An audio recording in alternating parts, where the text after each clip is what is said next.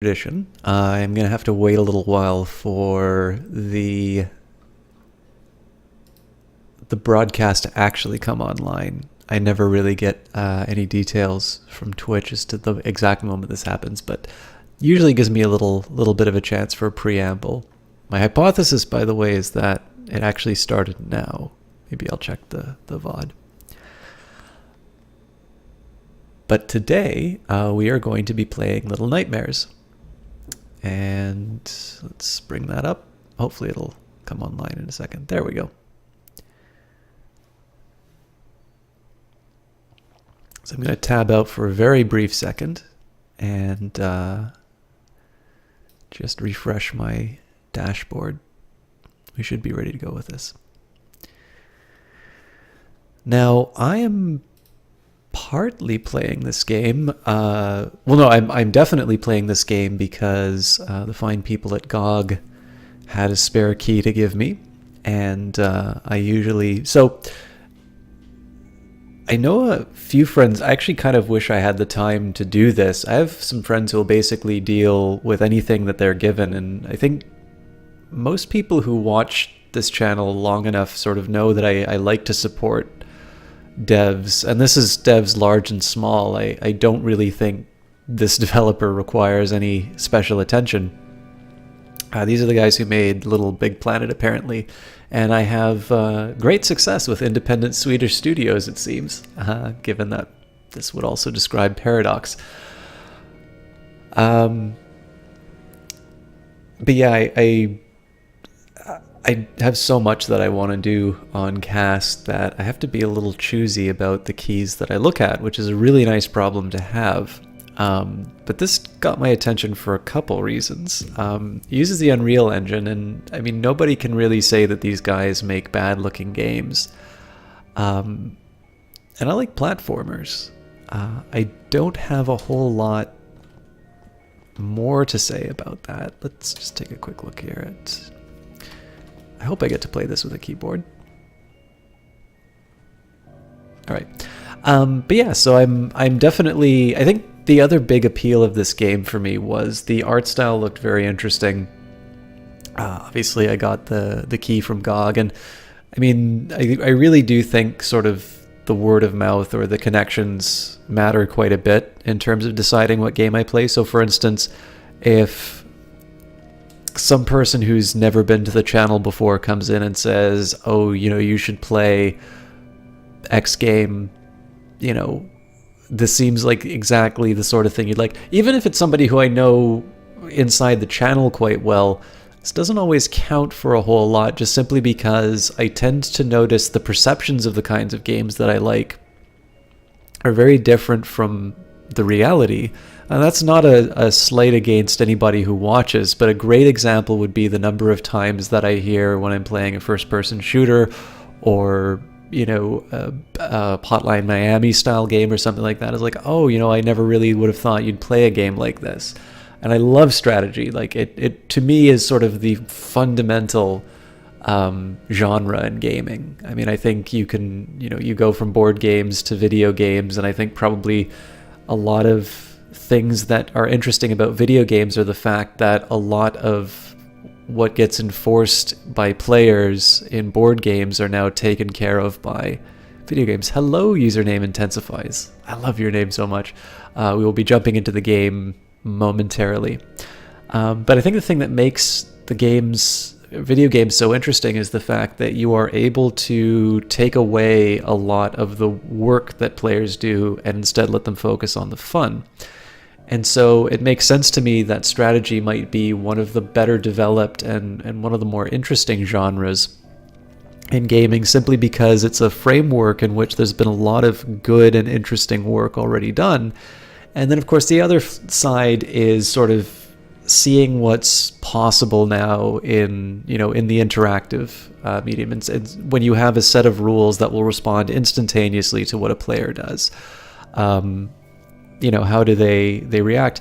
And I mean, we're actually now seeing some of this inform board game design. It's hard to see Kingdom Death Monster with its enormous manual and sort of its algorithms built within the game. It's hard to see that developing in an environment in which computer gaming is not a major, is not a major force. So all of this is a long way of saying, like, I like strategy, and I understand that that's sort of a perception that I have out there, but I actually like a lot of different kinds of games. And so, you know, when somebody like GOG or somebody like Jess or Johnny says, hey, you know, this is something you might be interested in, or, you know, one of the best things that people say to me is, I really want to hear your take on X game. This usually leads to, hey, speak of the devil. This usually leads to some interesting things. So anyways, with that in mind, this is one of the few games I'm going in completely sight unseen. I just know a little bit about the art style, and we will enjoy this together.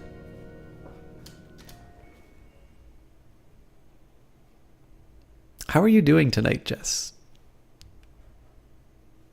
And I will happily shout you out in a minute, but I don't see anybody. I see a person in chat, but my stats don't reflect anybody actually in here yet.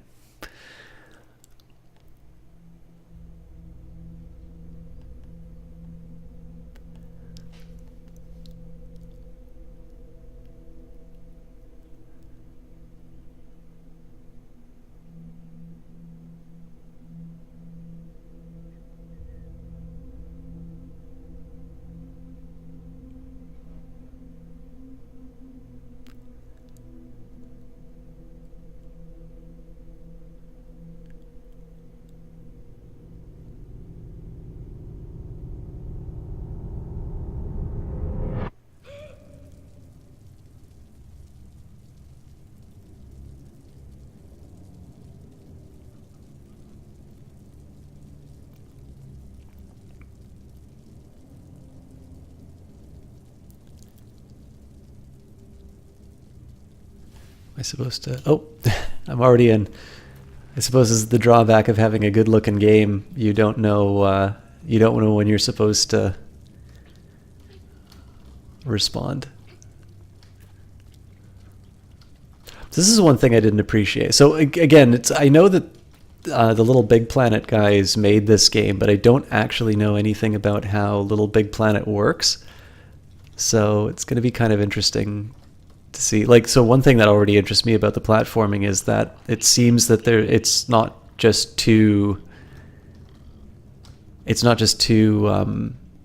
axes, that you do seem to have the full 3D environment to work in. I feel like I should be able to light this or something, but it doesn't seem like there's any kind of a tutorial. So I'm going to take a quick second here into settings.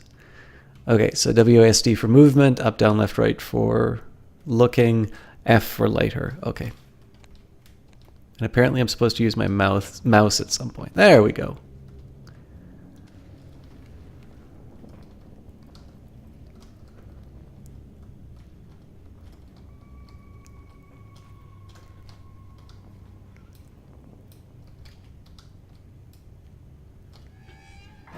Okay. So it's neat. Even though it doesn't give me a tutorial, but it does set me up to all of the mechanics of this game are explained in sort of the first level. So I'll run. Oh, and I love that touch, by the way. She's guarding the flame as she runs. All right, so basically, you know, you have to. So first of all, you are introduced. I don't know if this is horror or not, Lady Dow. It is being brought up as being sort of a little spooky, but I don't think I'd consider this to be a horror game. By the way, guys, Lady Dow has a clip on Twitch right now with her mad lyrical skills, which I strongly recommend you all check out. If you would like, definitely feel free to link that in the channel. And actually, you know what? It's probably a good time to do some shout-outs right now. So first of all, we've got a host from the lovely Miss Jessie Quill. Ooh. Can we get inside there? Nope. So, sorry, the first thing that the game does, just in terms of what I'm noticing, so first thing the game does is it makes me kind of get off of the suitcase. So it tells me that you can move towards and away from the camera. as well as sort of left and right and jumping like you would in a traditional platformer. I'm assuming here I'm supposed to learn about how the flashlight or the lighter works. I didn't quite realize that, and I think if nothing else, the game gives you another prompt in terms of the lamp, that there is something here you should be able to light. And then finally, you learn the grab mechanic you can't leave this level without using the grab mechanic, and finally you need to crouch to go through it. So if you've gotten through this part of the level, then you know everything that you need to know to get through the game. Hello, Captain Zergy. Anyway, so I was going to say, Jessie Quill, somebody who, I don't know if you have this game or not, Jess, but I'm actually kind of interested in seeing her do it, because she was doing Beyond Good and Evil recently. And I don't know, I just think, if not in, like, it's not the most obvious connection that I would make, but I think it's just having seen her handle that game, it would be kind of neat to see her handle this one as well. And then I've seen her play games like Samroast, which rely quite a bit on their visual storytelling. You do have it. Excellent, Jess. But she's a wonderful caster. She's very supportive of this stream. She's gone above and beyond to sort of bring new people in, let people know about my green eyes and sexual charisma. And she's a very talented caster in her own right. For those of you who've seen the Full Throttle Stardew Valley clip, her and Jeff DeHeff were a big part in terms of bringing that to life. So I'm definitely very happy. First of all, very happy to see that thing get pulled off, and I couldn't have done it without them. So, a couple of great reasons to check her out. Lady Dow has also taken up. Okay, there's something looking at me through there. Ooh, all right. Not quite what I intended to do, but apparently I did something right.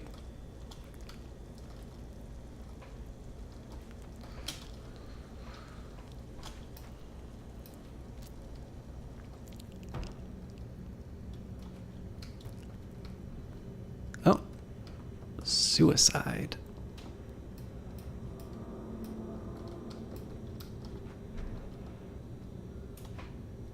Thank you very much, Lady Dow. But yes, Lady Dow has started taking up streaming herself. Well, I mean, she's streamed before, but is doing more of it, which encourages me tremendously. And I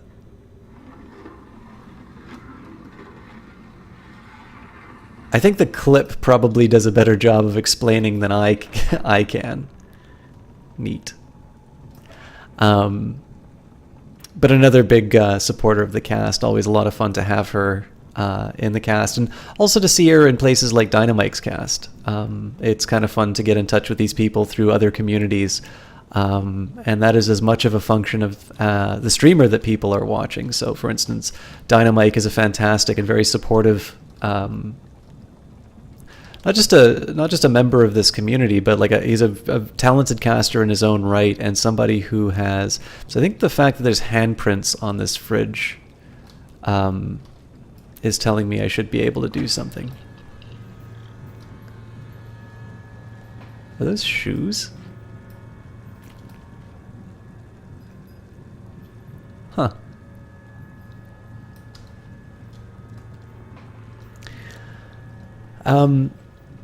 One thing is about the talent of the caster. I mean, I could say this as much about Jess and all the people that she's brought in.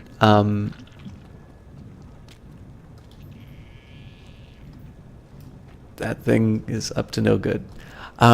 There's something to be said for the kinds of people that Jess attracts and the kind of people that Mike attracts. It's always a pleasure to have them in the channel. And I think one of the things that's... Ooh. I'm in a pickle.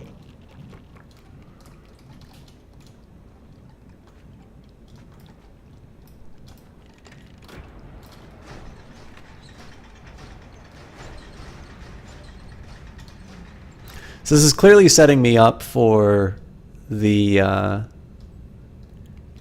these things waking up, but oh, maybe not. Well, thank God for that. Anyways, all of this is to say that they're wonderful people in their own right, but I think it's also very gratifying to have people like Dynamite, like Jess to support the cast, because in the end I'm able to reach sort of an audience that... I wonder if I can grab this thing. Nope. Can't go over the edge. I'm able to sort of reach an audience a bit beyond what I would normally attract on my own. Oh, sorry guys.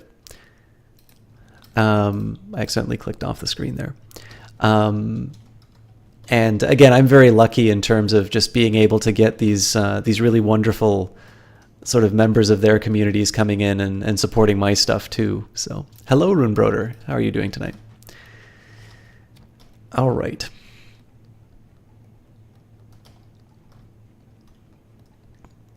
Now, if this were not a modern game, there's a side of me that would say I'm going to have to quit and restart. But because modern game design says that locking people in a room that they can't escape from is not fun, I'm assuming here there's something I should have noticed but haven't.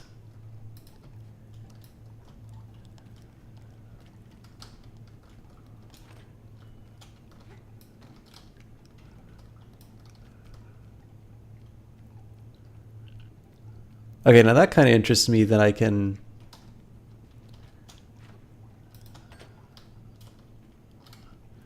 So for some reason I can climb up that, but not the boarded door.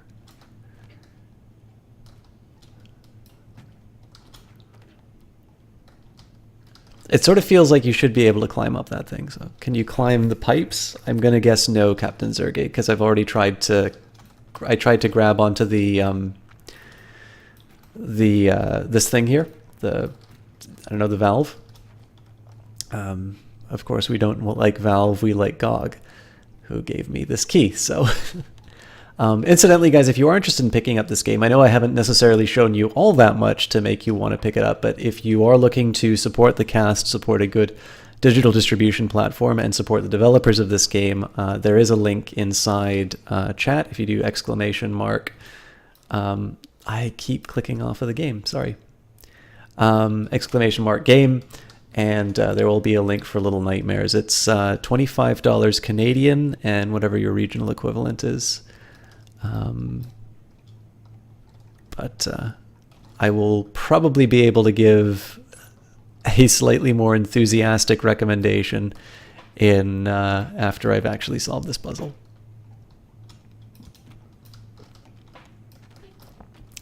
So I don't think there's a control that I'm missing.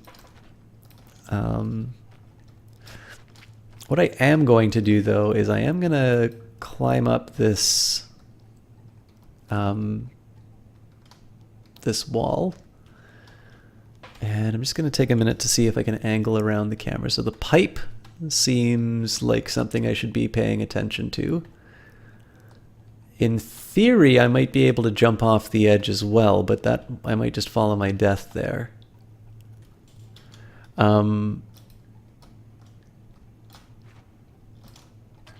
Or my assumption that this game is sort of following modern dictates of entertainment, and not giving me an impossible puzzle. That might be a bad assumption. Nope.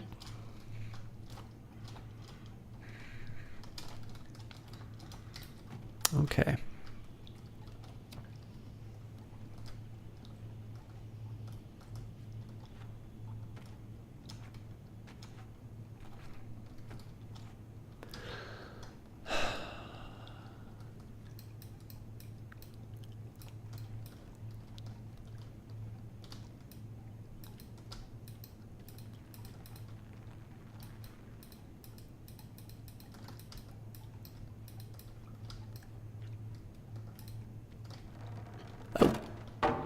Ha! Sometimes a simple solution eludes us for too long.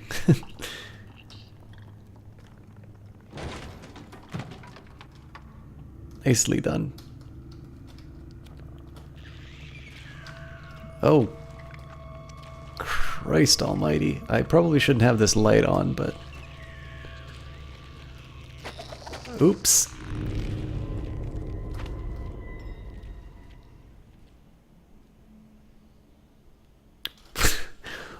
Well, this game is, nice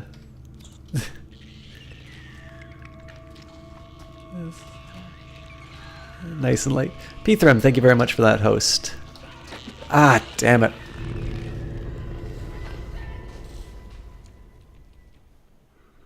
It's quite the puzzle. So I'm thinking, I mean, it could be the light thing. It could be that I just simply can't... Okay, I can jump, which is helpful. Oh, they're still gonna murder me, though. Nice. Okay, cool.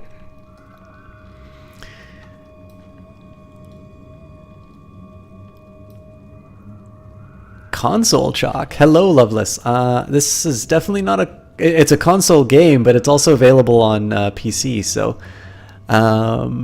game is a bit quiet. Thank you, Jess. So I've been trying to come up with some reasonable volume settings. And Johnny Big Time, thank you very much for that host. Guys, there's a lot of people who are coming in with a host right now. So Pthram, what were you casting? Johnny Big Time, I think you were doing Prey, if memory serves. But both of you, tell me what I need to know about your casts. I'll do proper shoutouts in a minute, but I must know. Let me just catch up. Oh, and apparently I've said that this game is Sunless Sea, so I'm going to take one more second and update my... The link is correct. It's just not called Sunless Sea. Little Nightmares. If I'm going to whore myself out, I'm going to do it properly.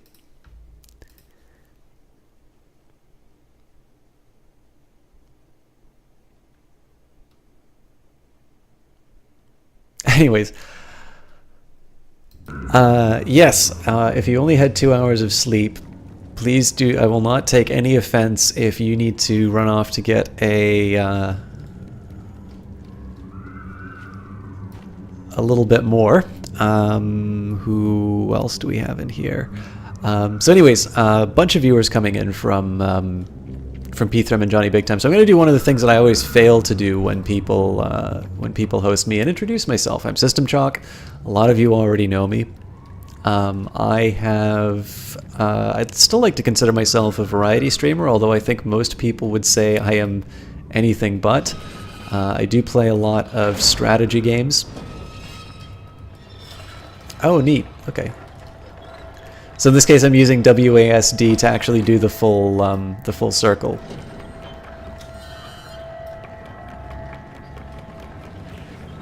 Saved. Cool. But yeah, I like playing games that are good. As you can see in the description below, I actually quite like games that give me an opportunity to sort of talk about ideas, especially subjects that I've studied. So whether it's philosophy or if it's economics, it could be, I mean, even math in some situations, although I think math kind of... All right then. I think math kind of gives me enough... like that you can kind of apply to any game. You can't really make a game without math. You can't really do anything without math. But tonight we're doing Little Nightmares. I'm doing it partly because I know nothing about the game, but it was recommended by GOG, who was kind enough to fashion me with a key. I'm enjoying it so far. I mean, I like new stuff. I like creative stuff. I think this game does a nice little job of kind of So remember when I was at that fridge and there were those black palm prints, and that kind of told me I needed to open the fridge door. I like games that do that, that manage their environments well. I mean, just looking at this, right, the decision for this angle, showing you a little bit of something but not not the full amount. I really eat this kind of stuff up. Because again, I mean, this is a game, this is a virtual environment, so everything that you see in here was put in by design, and this game is really good at sort of communicating what it needs without, sitting down with a lot of text. All right, let me just catch up with Praise Pretty Fun. Had no idea what to expect. You're enjoying it a whole lot. Pthrum was streaming a humble original game. It felt incomplete. It was then you played a very difficult platformer, and then a bit of the Turing test. So I know Jessie Quill did the Turing test, which I believe she quite enjoyed. I didn't play it because I was wondering if I might get a copy. Turns out I didn't, but it looked good. How new is this game? Very new, Lady Dow. I think it's only been out for a couple of weeks. Came out around just a little bit after Outlast 2. Math may be useful, but you hate it. Well, let's see if we can divest you of your hate for math, Runebroder.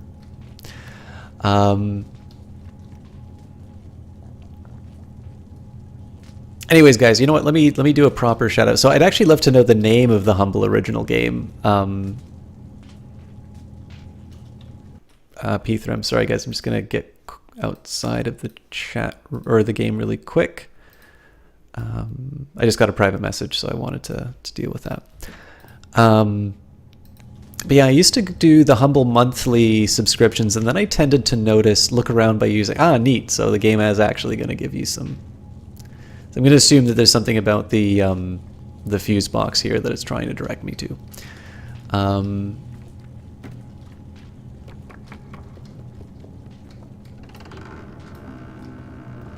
See, this is a neat one, right? So the game deliberately gives you a puzzle where it says that by entering this room, you're going to close off the information that you need to move forward. And then, of course, the way that they get around. I mean, most wiring systems don't work this way, right? You don't see them, but you're not going to be able to do anything with that. So they actually give you this snaking coil to show you, hey, think a little differently about this. You open the door, but you don't need to keep that thing open. And again, because you're so small, you don't really think to do stuff like that, right? I have a feeling I'm going to need to go pretty quickly, otherwise I get electrocuted. Anyway, sorry guys, I was meaning to do these. You know what? Sorry, I'm going to take a quick minute and do some shout-outs here. So Pthrum A to B-E is a humble game you're playing, point-and-click adventure game with sci-fi narrative. Okay, I haven't played that one. But yeah, so the humble bundle I actually wanted to mention, because again, this gets me back to shouting out Jessie Quill. We have got Stellaris is now the new game for the Humble Monthly. Now, my recommendation on this is if you are interested in the game that is the unlock, you should get it because it's usually worth it.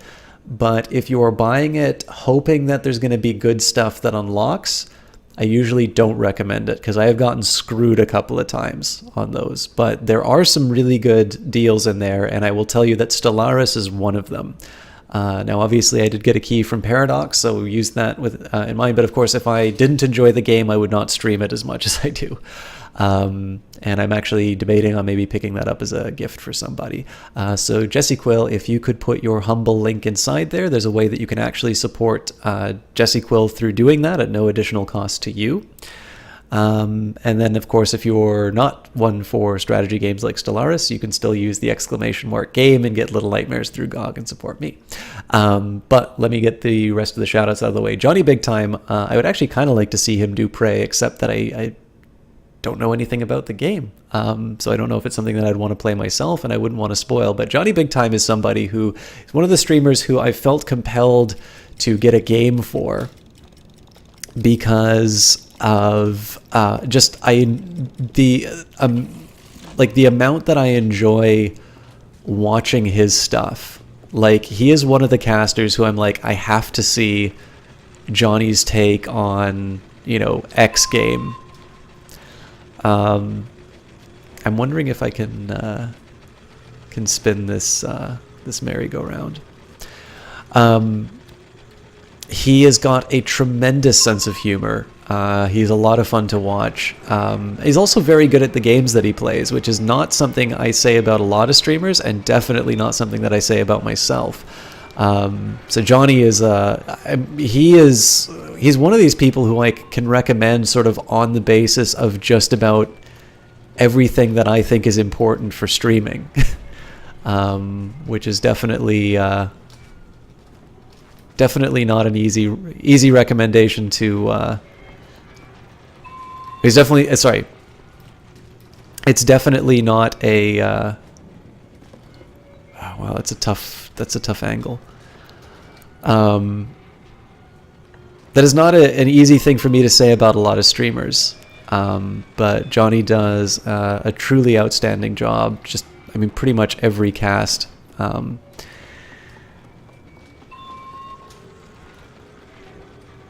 Hello, Holly Makes a Wish.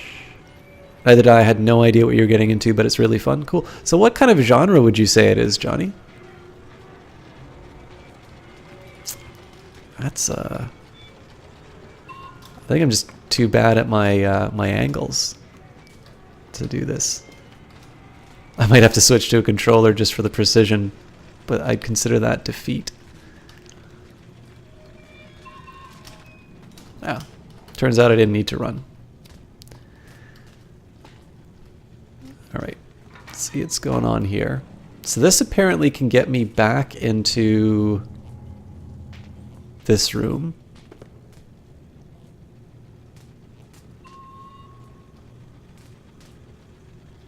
Now this intrigues me. So apparently I'm supposed to be able to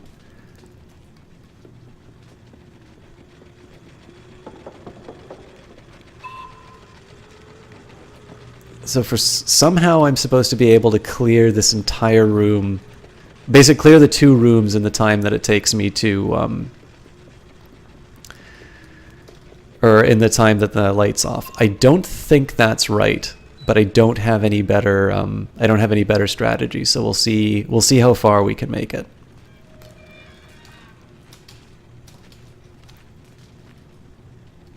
Feels like a BioShock game with Dishonored stealth mechanics in space.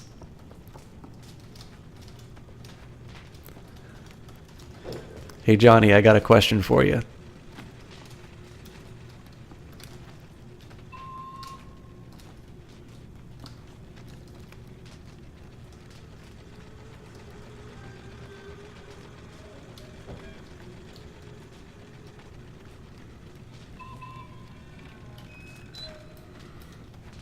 Have you ever played BioShock?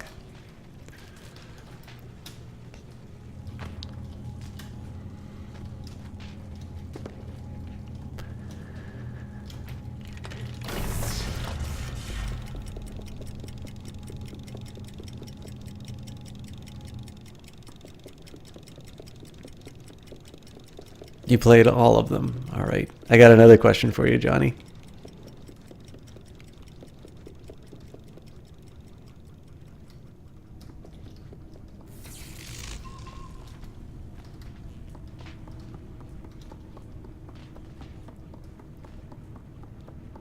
Is a man not entitled to the sweat of his brow?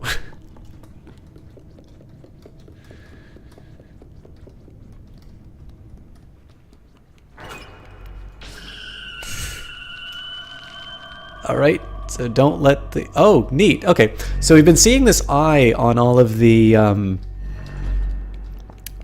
Oh, cool. Okay, so I gotta hide behind this stuff. So you've been seeing this eye on all of the different little...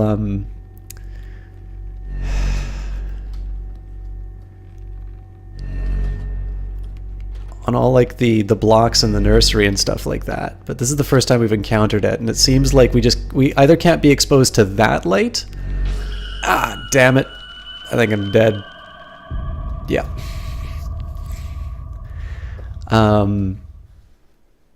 So I either can't be exposed to light, period, or that light in particular. By the way, guys, I have been enjoying whiskey, so...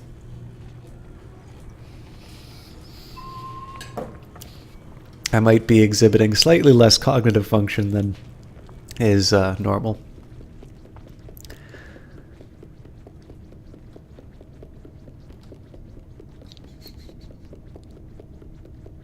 Hey, Pthram.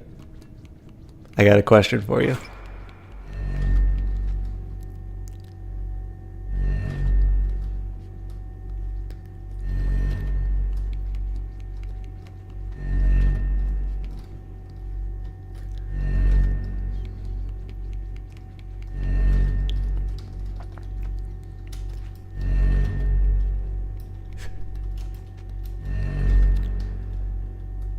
Alright, I think I got this game. So you know what the only problem with a game like this is? I have no idea how to commentate it. Very inside-ish. Well, that's actually funny that you mentioned that, Runebroder, because the key that I got for this actually had a copy of Inside in it as well. So I'm going to assume that the cages are... oh, damn it. I'm going to assume that the cages are my, my ticket out of here.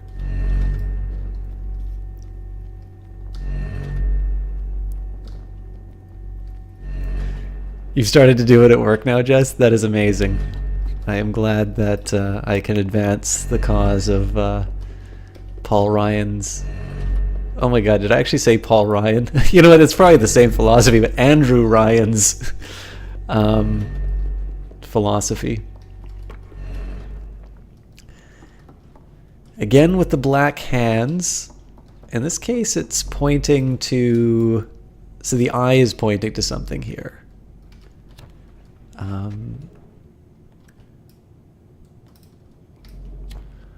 There's hands on the walls. Not clear why. Or it could just be motivating the drawing of this eye.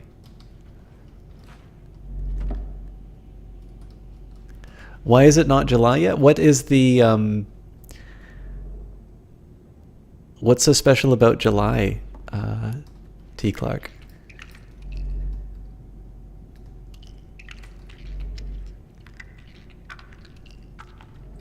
I'm kind of curious if I leave black footprints. I do. I do. This is the funny thing, like the game is... Again, little black hands on the walls are not... aren't put there for no reason.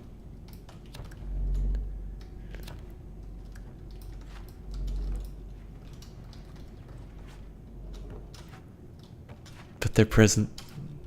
It eludes me. Oh, very nice, T. Clark.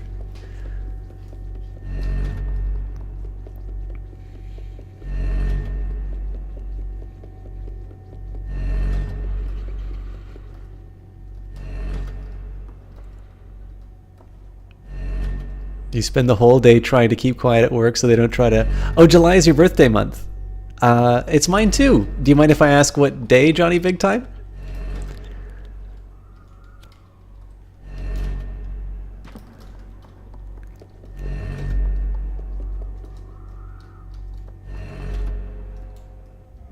Second? Okay, cool. So you're born after Independence Day.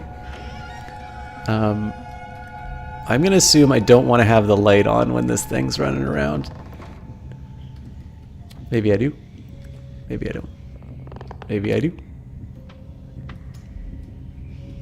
Oh, yeah, yeah. He's coming to cause me problems.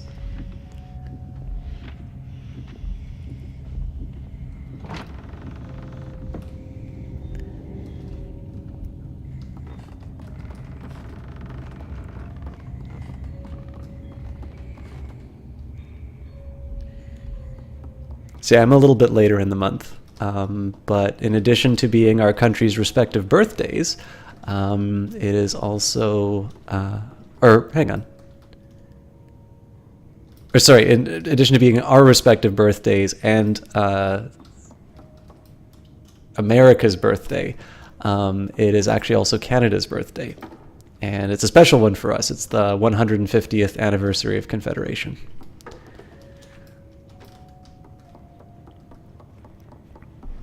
Anyways, guys, so the answer now is that we all need to get Johnny Big Time a ton of stuff on July 2nd. Agreed?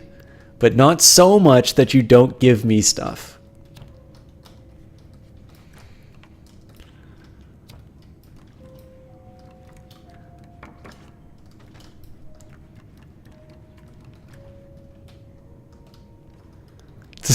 one for us this year also. It's our last. It depends how the French elections turn out. If the French elections take the same turn yours did, then I think it's the last one for everyone.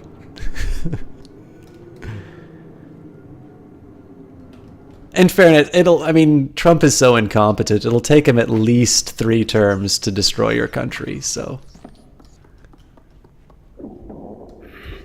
Oh, looks like I'm hungry.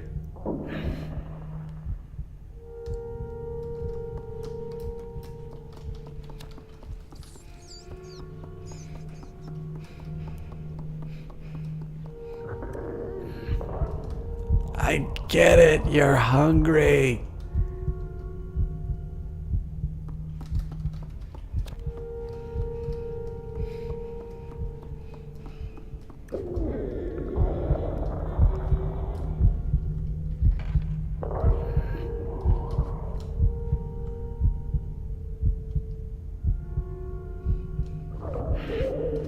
Thank you.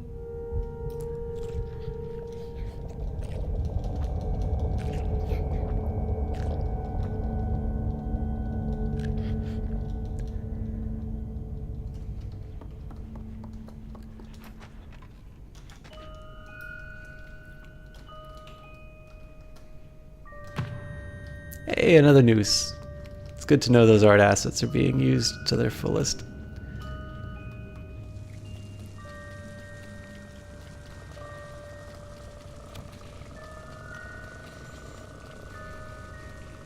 I kind of feel bad about rooms like this because they're just as well designed. Like in this case, this is a shower room. Like it is just as well designed as all the other ones, but I don't have any obvious thing that I need to do inside there. So I kind of ignore them. All right, so clearly we can't go through the electric fence. We do have some grates in the background, so I think what the game would probably want me to do is actually look around before I do this.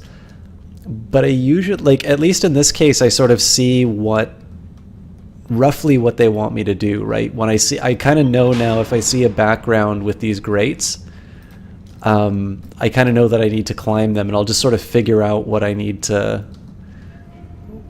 do. We'll do it live.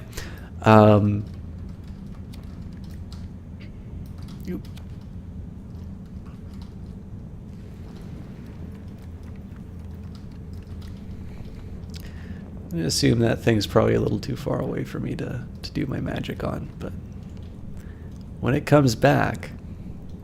By the way, speaking of chest bursting being a pre-existing condition, any interest in me doing alien isolation? Alright, so now I am actually going to have to look around.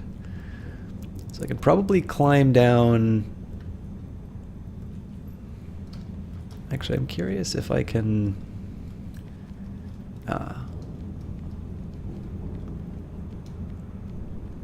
There we go.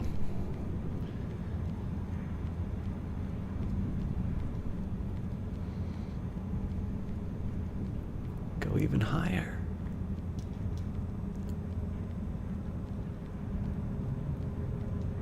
I can go no further.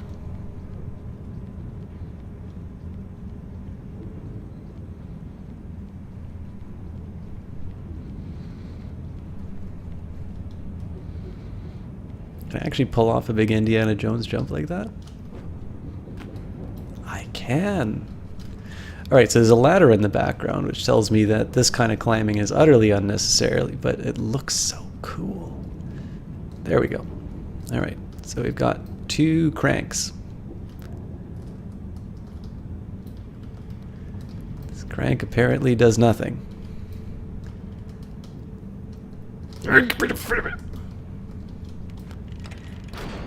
This crank does everything.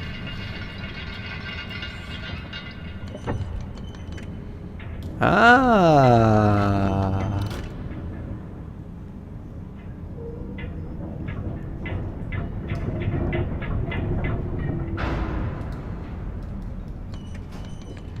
All right, so I'm thinking I can probably leave this thing. Yes, I can.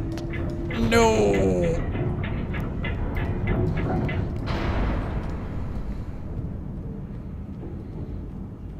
There's definitely a cage on the side that I can grab onto. I just think I blew it.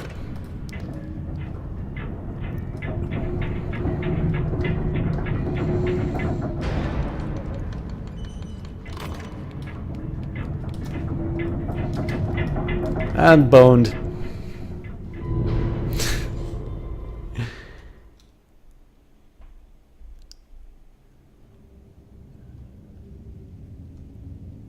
That's quite far.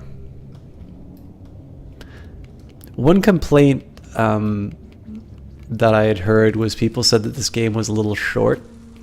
So I'm almost wondering if the length of the or the places they decide to move you back to is an effort to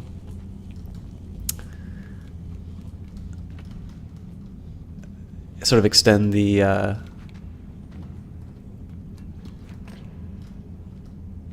kind of extend the play time a little bit.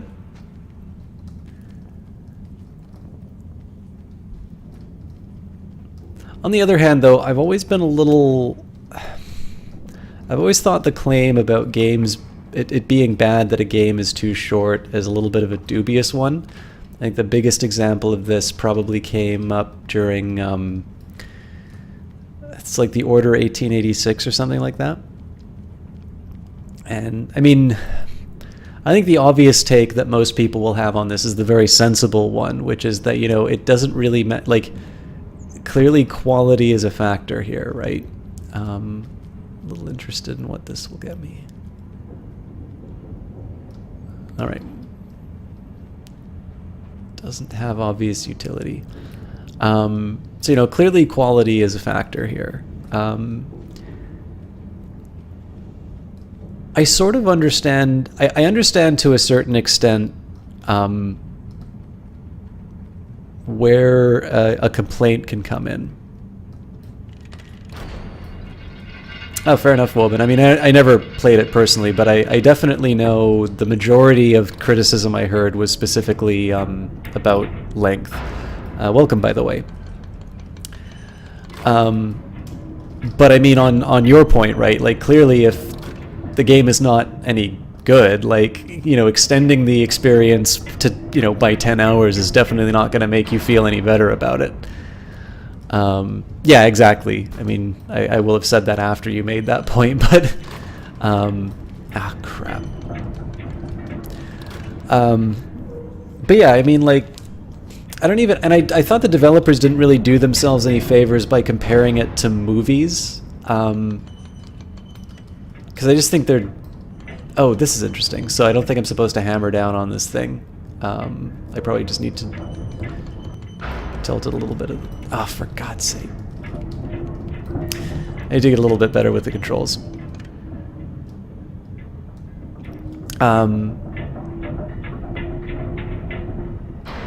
Yeah, I mean, like, a good example on this one, let's... Oh, Jesus Christ.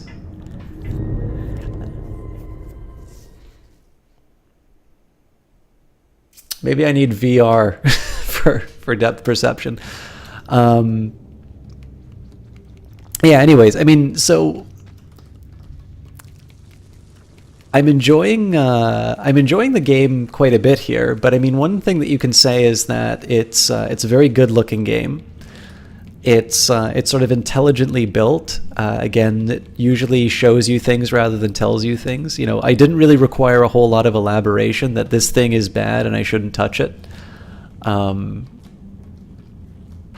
it was very clear to me. You never pay $140 for a movie, but for a full Paradox game you're in. I guess it depends on the movie.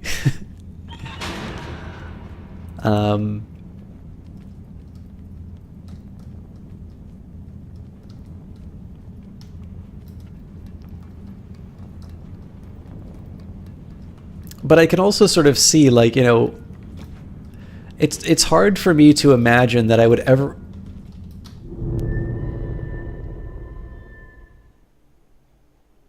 I think I'm too dumb for this game. You do need VR, especially when handling a little whiskey. Only a little.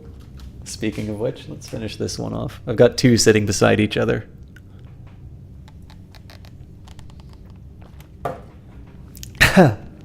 The one on the right is the rougher stuff. Excuse me. But I don't know, like, I can also sort of see how, like, so again, like, it's a really interesting little environment. It shows rather than tells. The mechanics are simple, but clearly I've gotten a lot out of it. I mean, it's not so simple that I'm not kind of struggling on this this seemingly easy part. But I can also sort of see how a game like this can kind of wear out its welcome, right? Like, it would be hard for me to say that I want to invest 40 hours into solving these kinds of puzzles. And I don't think it's right to expect that. I mean, I think that's also somewhat reflected in the game's price tag. No, I don't really do drunk streams, Runebroder. I just got something new, so I kind of wanted to try it out. But yeah, I mean, I don't consider it a negative that a game sort of goes in, says what it has to. So actually, a perfect example would be the Beginner's Guide, right? It gets in. It has a very, a very sort of poignant emotional experience that you can have within, less than 2 hours. I mean, you could technically refund the game on Steam. I'm gonna screw this up again. I don't understand why I keep going so far in front of it. Oh well. I think I'm also trying to dodge the so I knew I kept kind of gripping onto the handle a bunch, so I think I'm overcompensating for that. But yeah, anyways, I mean, I think especially there's a few people who watch the Beginner's Guide who would say that was a very satisfying game. Like, that is a ride that's a lot of fun to go on. Maybe fun's the wrong word, but like it's a very compelling experience. And it didn't need to be any longer. Like, I know, I don't think anybody said it's like, oh, that was truly amazing. If imagine now what it would have been like if we did 4 hours of that. So, and I mean, I think the price also reflects it, right? Like, this game definitely looks as good as anything else that's out there right now. But it's priced at $25, so effectively it's about the same as Sunless Sea that we were playing last night. So again, I think this is intended to be maybe something a little bit smaller scale, but very, but it has depth in terms of what it's doing. And more importantly too, when you're an idiot like me, you get a little bit more replayability out of the game. All right. Let's just get a rough idea. This should be sufficient, so no further than here. But I think if I go straight forward, I'm probably causing myself some grief.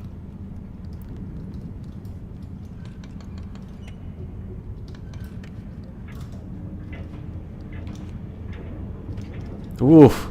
I almost caused myself some problems there, but we made it.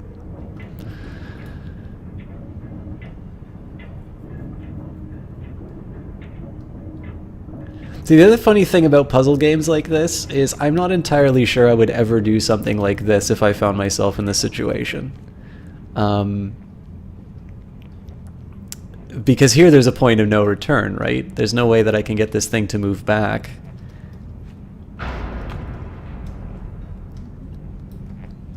Alright, I hear electricity, so...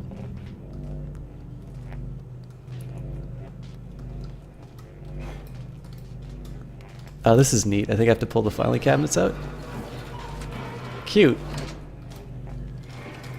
Hey.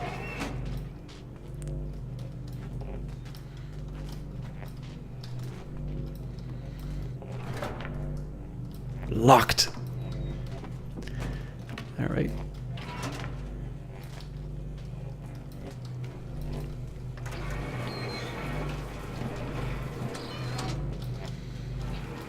Stop that.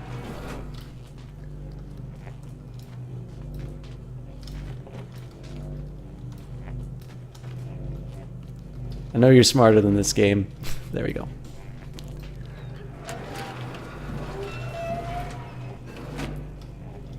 Not quite what I intended to do, but I think we can...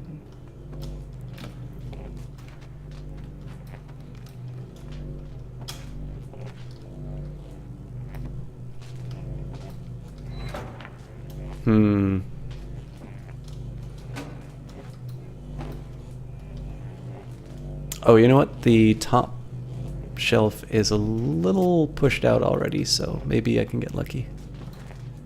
Yep.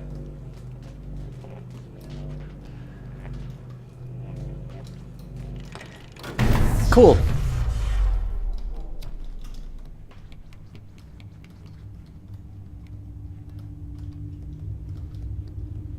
Alright, so I'm gonna assume that I just have to push this thing over the edge. It's like my first instinct.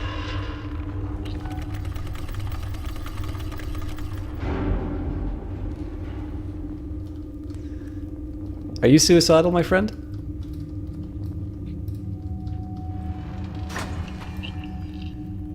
You're not? Well, that doesn't help me.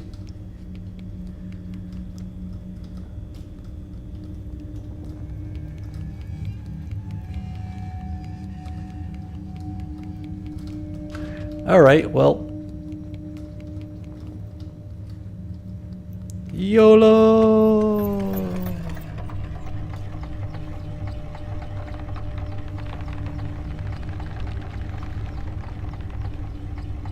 It's also been a while since the black slime has made an appearance, so I'm thinking they're going to come and wreck my day soon. I have been here already. I'm almost certain of it. Let's just take a quick look around before I go any further.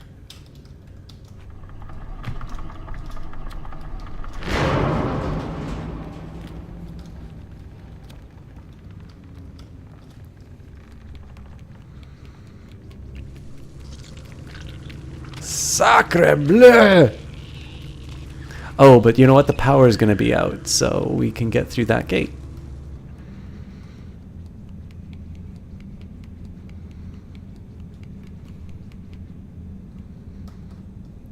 Exactly, Johnny Big Time. Glad somebody remembers. Alright, and now we've got the bastard eye. Oh, but the place is...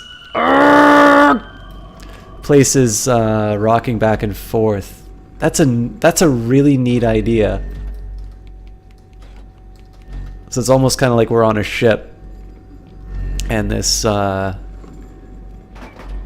this trolley is gonna act as my my protection. Ah, damn it! No, no, you can make it. Well, right idea, just not not quite what I was supposed to do. By the way, for the whiskey fans, I was doing the old-fashioned Crown Royal, which I do not recommend on its own.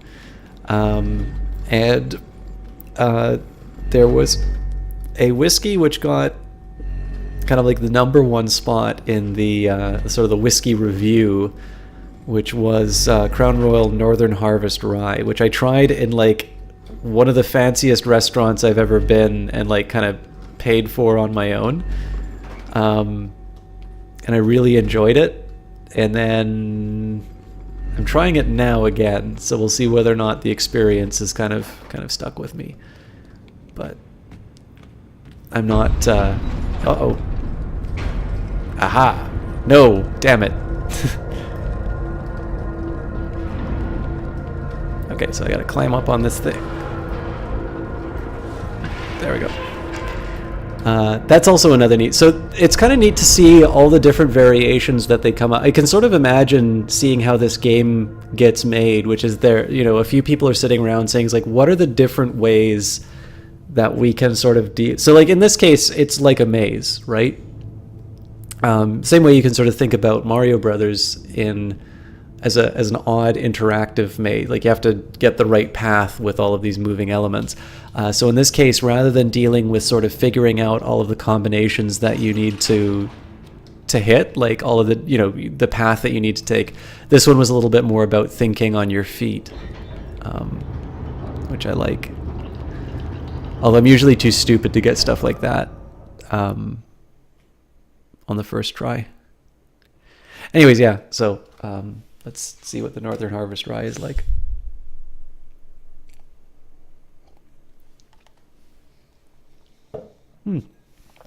Not bad.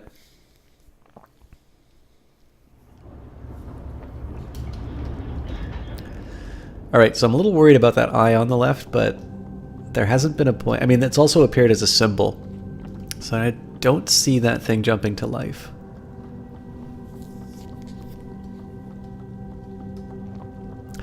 So we're about an hour into the game, guys. I know a couple of you are probably here specifically because of this game.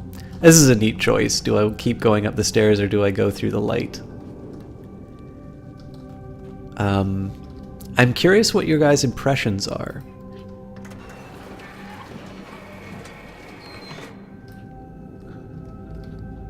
They're cute, but they weird you out, huh? So, this guy! Ah!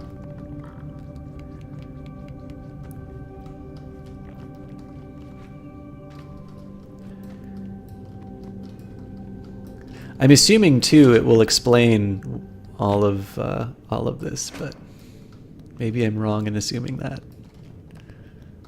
Oh, cool! I can just climb it.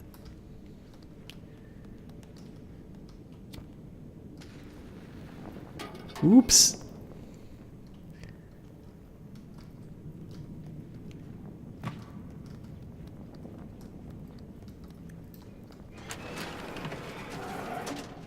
This kind of interests me that I can go through these, but I sort of thought that this cupboard would be the thing that I needed to get through.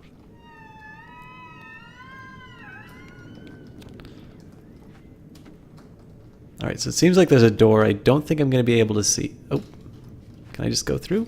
No.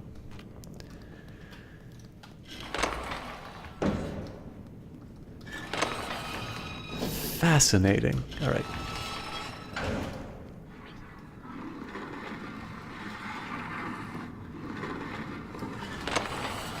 Also the black slime kind of giving you a helping hand there. Again. Alright, another eye. In this case, oh, but it's going to be, it's like a portal that we can... Interesting. So this is the room we were in before, which had the guy with the long arms. Oh.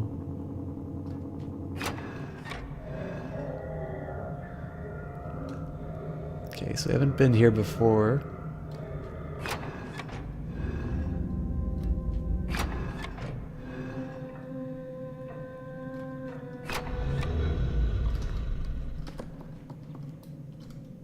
Clearly, all of those things are going to be friendly when we encounter them. Ah!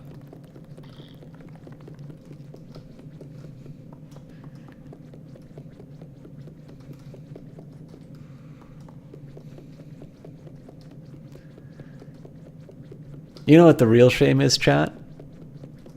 I'm not able to try and make these chairs disappear like an amnesia. So this is kind of an interesting, so there's obviously a couple puzzles in here, but it feels like this is that some sort of peeping window? Might have been. I didn't get to see anything exciting in the beds, just babies. I'm usually interested in the moment before the baby. Specifically, well, you guys can figure that one out on your own. I am a very pre-baby kind of guy.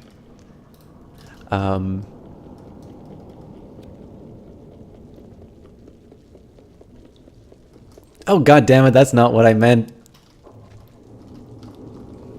Okay, need to remember that the immediate assumption on the part of Twitch chat is going to be...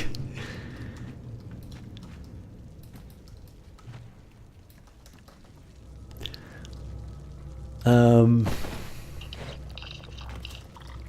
of the dwarves.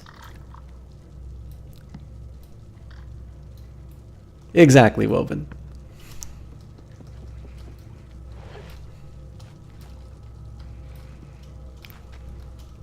Maybe if we can jump enough, it'll spring and we'll go right exactly where we need to go. It's funny that you say that, though, with this game. It's a metaphor for childbirth.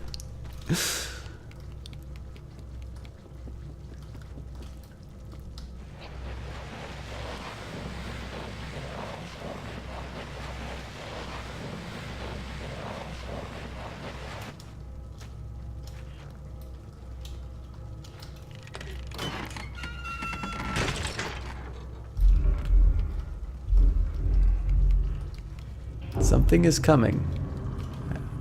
I don't know if I'm supposed to hide under the bed or climb onto it.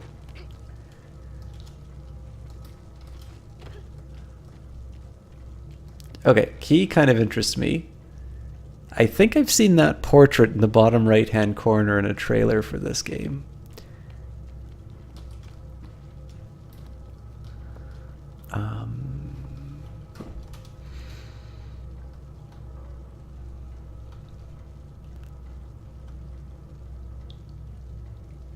So I mean, even like you do not get something that like there's a big spotlight hanging on that key. How can that not be the objective of this level?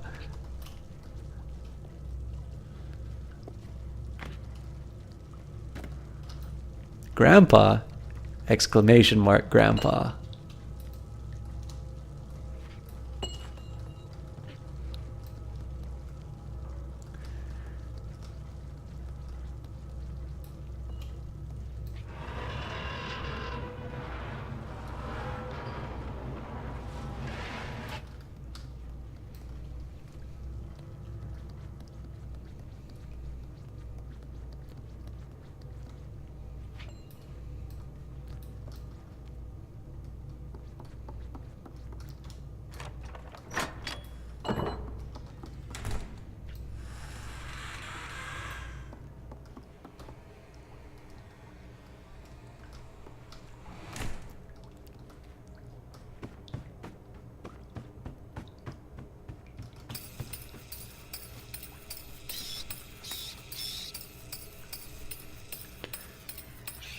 Hello, Dynamite. How are you doing? All right, guys. As much as I really like that toy monkey, I think we're going to give it a slightly better soundtrack.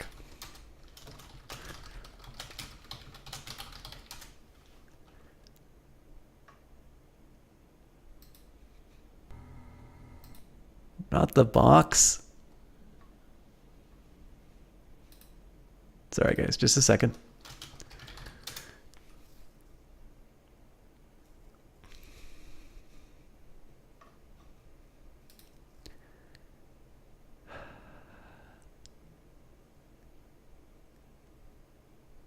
All right, well, they don't have... I was going to try and find the bunny music from Full Throttle, but that's not worth spending too much time on. Dynamite, how are you doing? So, your bit is bigger than yours is. Is this a rap thing, Dynamite? Because you can't just come in and say something like that. Pixar, it didn't happen. Oh, bit as in the amount of money... While carrying an object, press space to throw it. All right. Oh, so it's gonna... I gotta throw it up on the button. This is the idea? Magic. Thanks, game. Anyways, guys, Dynamite, wonderful streamer. I believe that's how I found Lady Dow. Or perhaps how Lady Dow found me. But Dynamite is a wonderful streamer. Actually, if you like this game, I strongly recommend dropping him a follow because he did Inside, which I think has some nice comparisons to this game. He is an absolutely outstanding guy. He is, one, very supportive of this cast, so of course I always All right, sometimes you just need to do the same puzzle twice. So of course I'm inevitably going to say nice things about him. Oh,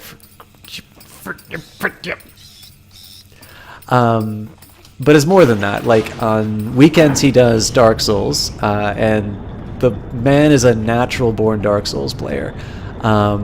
But on top of that, just he's got he's been growing his cast quite rapidly. I think he's going to be one of these people who overtakes me, you know, within a couple of months of meeting him.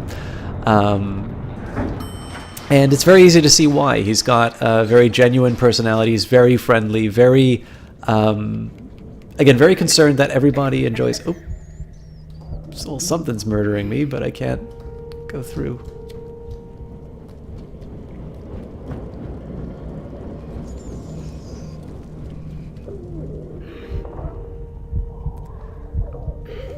All right, so I'm thinking I eat a rat, or I steal food from a rat.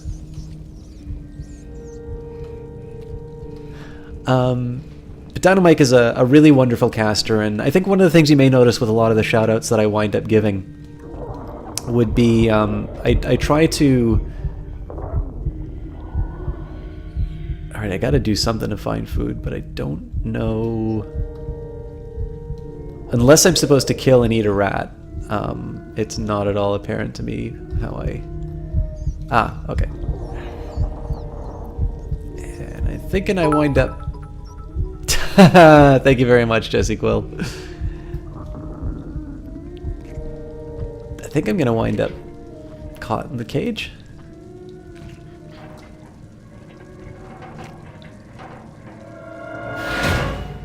Sacre bleu! That is correct, Woven. So there's there's like a single bunny version, which is very cute, and then there's the box of bunny version, which is maybe inappropriate for the the single the monkey banging cymbals.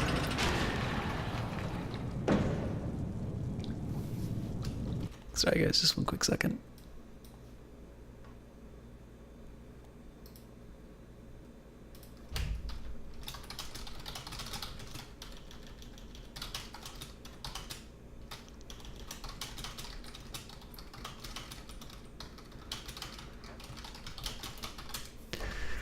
One drawback with this game is if you tab out, it automatically puts up the the screen and the audio cuts out. So I will try to keep those interruptions to a minimum, but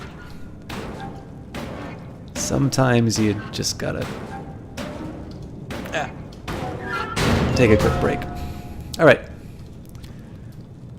Clearly, our best option is to go directly towards the evil hand that got us in this.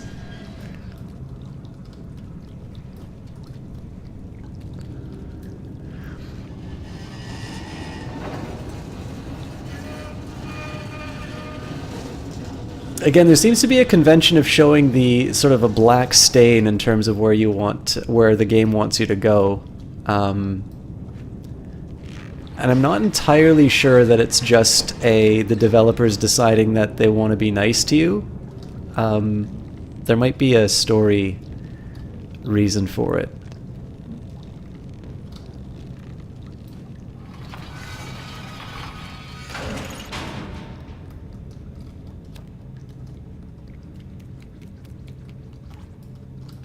Right, usually we can't climb up pipes, but okay, no luck there. Oh, but we can climb up the...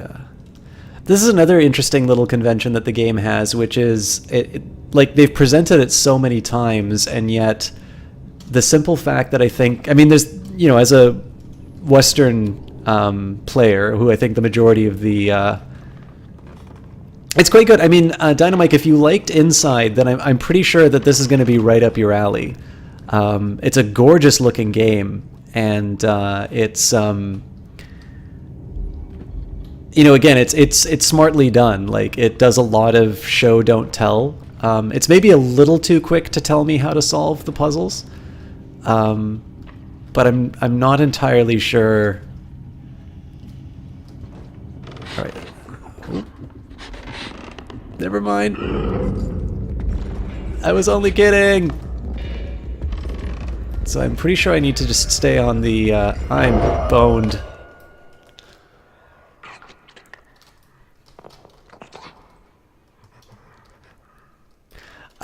So I'm pretty sure I'm going to have to stay on the fabric.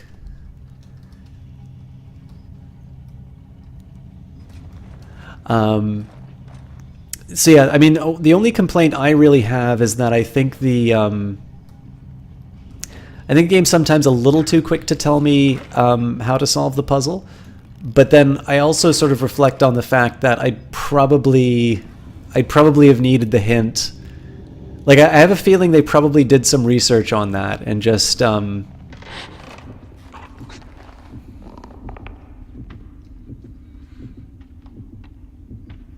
right, so I think our hypothesis on the fabric was right, but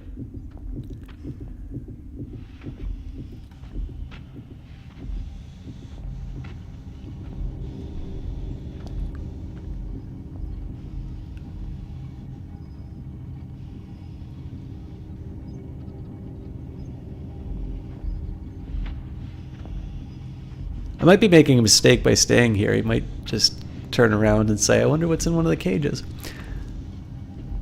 You almost wish that they'd show a gruesome death. I'm glad they didn't. I've grown rather attached to my character. Oh, he's gonna murder me. There we go. But yeah, it's a nice little platformer. It's like I said, it's smartly done. My very minor complaint about maybe being a little too quick to tell me how to play it. It's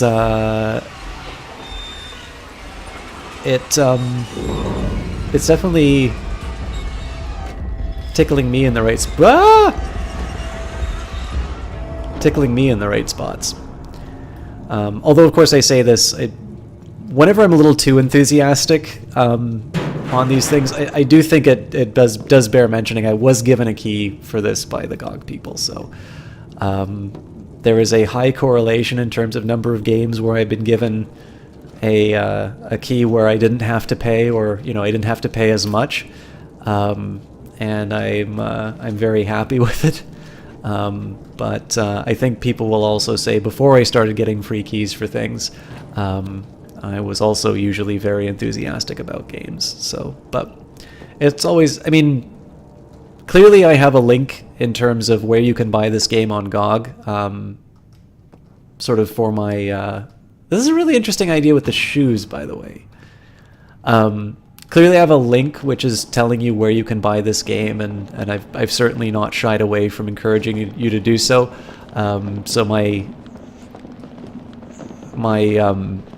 middle ground on that is I need to get onto a suitcase as soon as possible. My middle ground on that is basically just making sure that I'm kind of upfront in terms of any interests that may be part of that recommendation.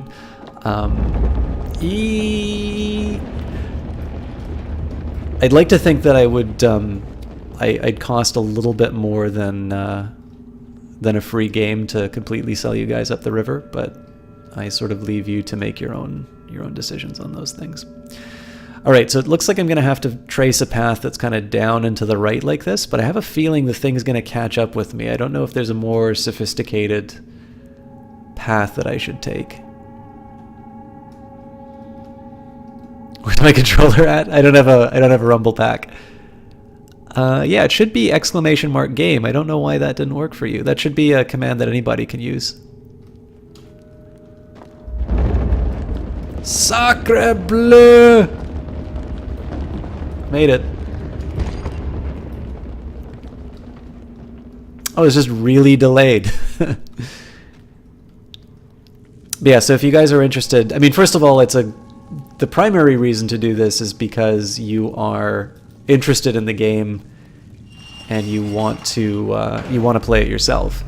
I would encourage you guys to consider getting it through GOG. It is an affiliate link that I have, and there's two reasons for doing that. Number one, You know, I get something out of that. I get a small piece of the... I'm kind of curious what happens if I let the water start running on the ground. Apparently nothing, because I can't move it. So obviously this will put a little bit of money towards the stream. And it's a way that I can try and turn... Well, crap. Get under there! Oh my god, it's gonna kill me! It's a way that you can support the stream, hopefully with a purchase that you would have already made. I'm not sure what I was supposed to pick up to... I'm pretty sure he's gonna catch me here.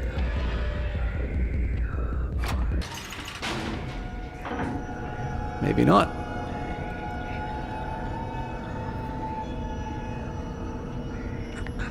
He is probably going to be going out the right-hand side, though.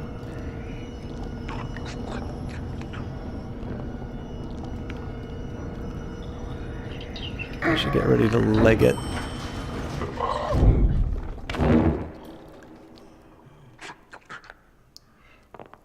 Well then.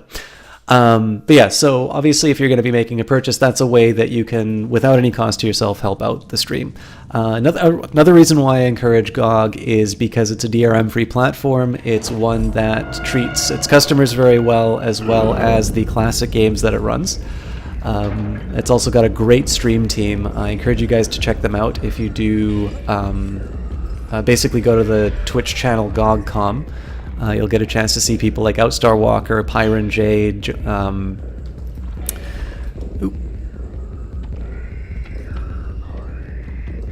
I thought I could get up higher. Yeah, I can.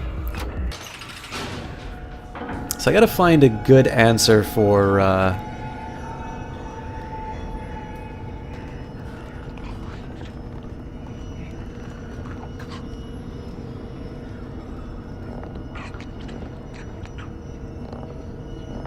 So their stream team really knows what they're doing. Nice.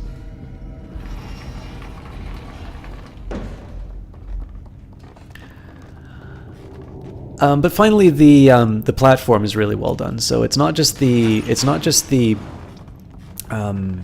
fact that they do DRM free, but everything down to their fair pricing policy, their... All right, so I'm thinking if I move the... Okay, yeah, the game's also pushing the box, telling me that I need to get it out of the way.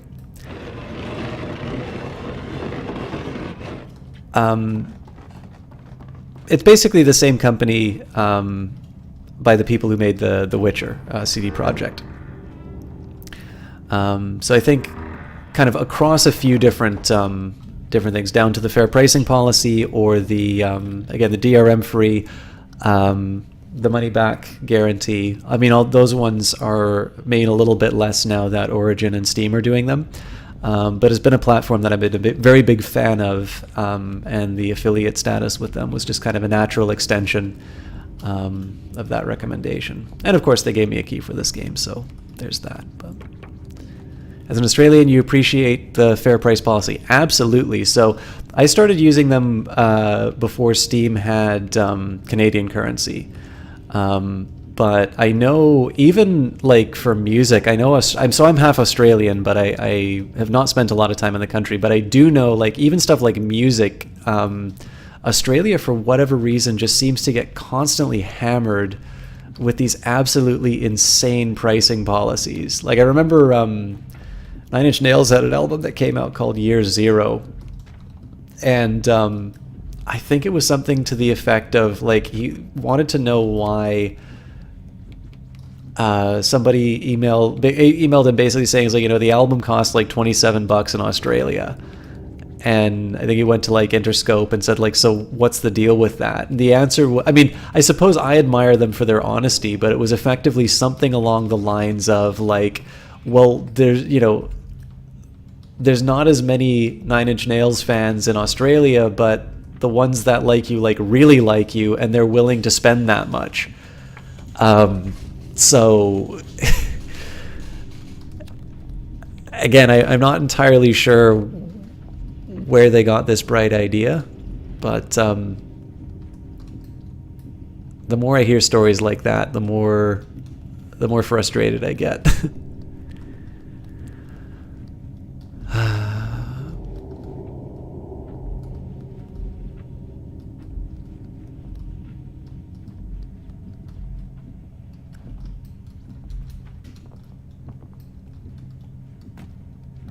So I'm a little curious if I'm supposed to be able to jump up between these two levels. It doesn't seem like it. And the game, again, the game has not ever put me in a situation where I don't have the tools to finish the job. I'm thinking I need to make some... Oh, hang on. There we go. I just wasn't paying attention.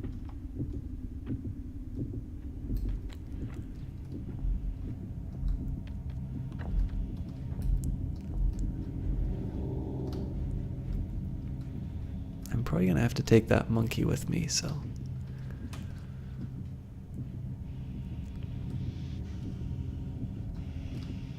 But actually, I appreciate that too, Woban, because obviously while I'm busy giving the GOG testimonial here with a financial interest in it, it's always nice to have somebody kind of practically back up. I wonder if just throwing this will...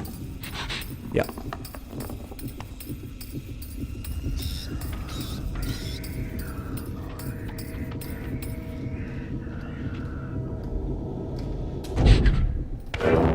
Oh, for God's sake.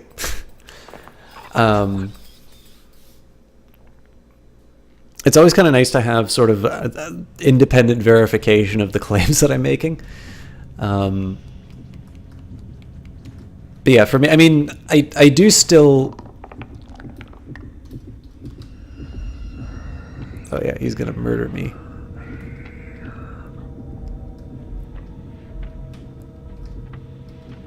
I didn't think I'd be that lucky. Alright, so let's see if we can maybe just trick him into going into this room.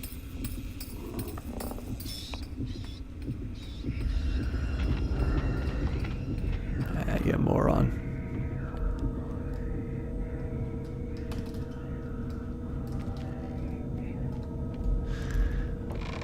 Ah, crap.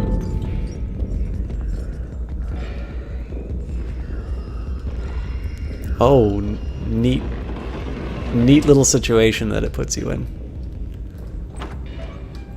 I don't think there's any credible threat to you there, but that definitely gets your tension up a little bit.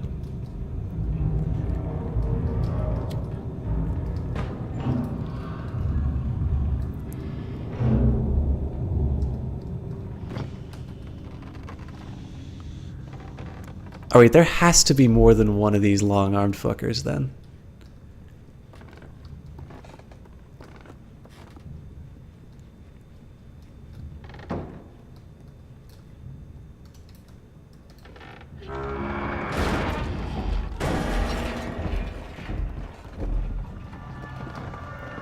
Sacre bleu! Alright. Maybe I move up on the clock? Nope, he's checking those, so...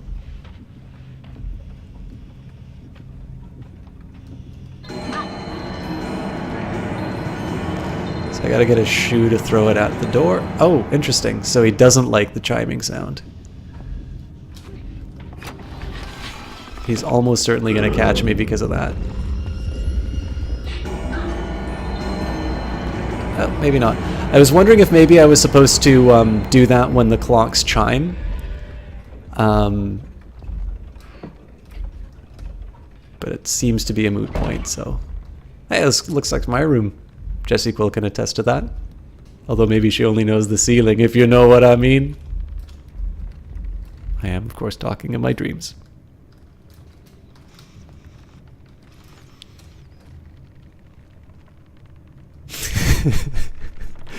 And that was the day she unmods herself.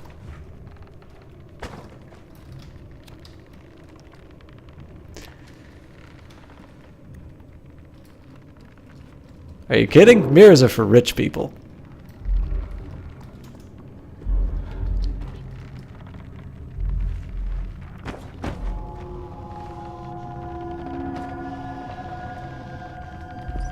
Now that's just unfair.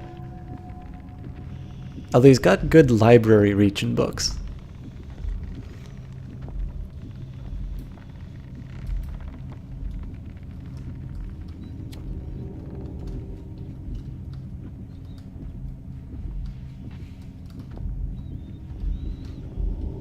Also, in fairness, Woban, I'm hideous, so I definitely am interested in looking at things in my room, but me is not one of them.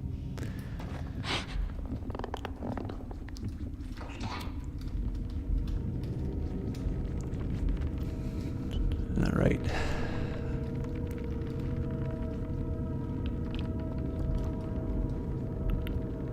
So I get that I need to find a crank for the piano. I think I'm actually just being a little conservative with Army McMurder guy.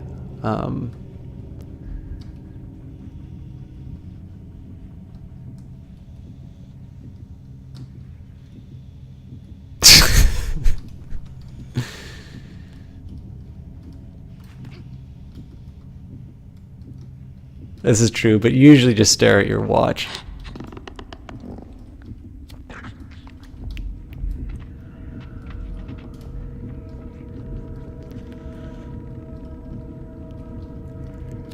So, oh boy.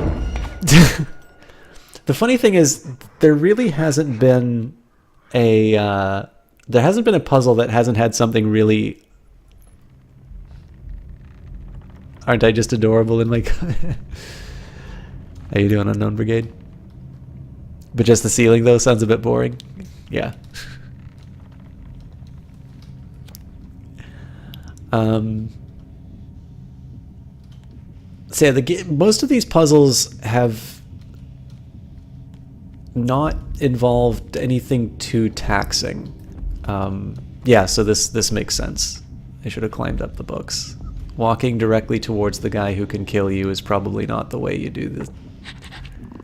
He is gonna reach up and grab me.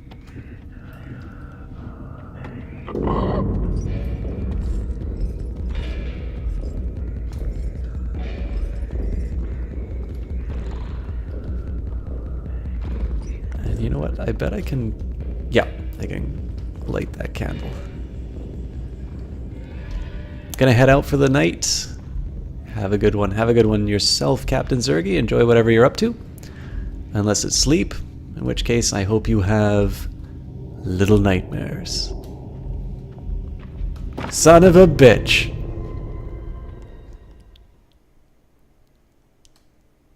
This game's for children, right? I probably shouldn't talk like that. Son of a...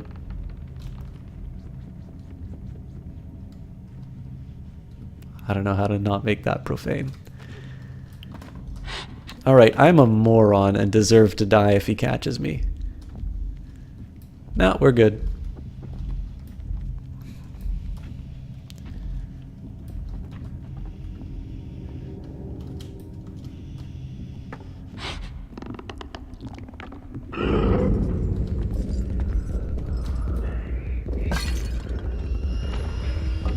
Fuck off!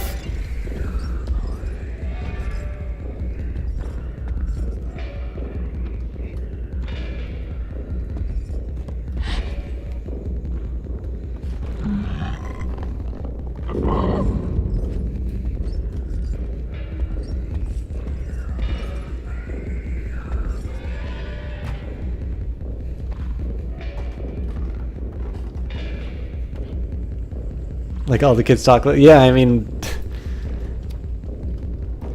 I definitely... Okay, so this is just gonna invite this guy in here, but...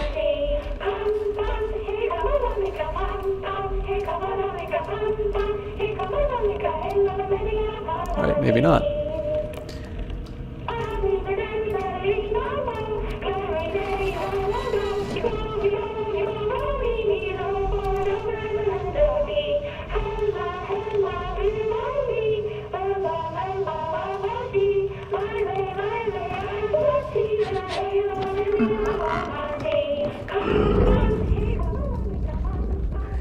Oh, he is gonna murder the hell out of me.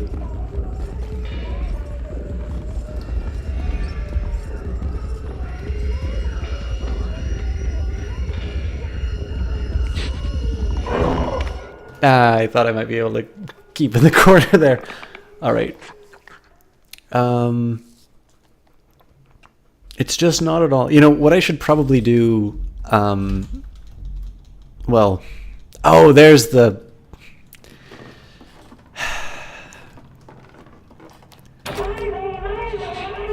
I'm just not very bright, is what this comes down to.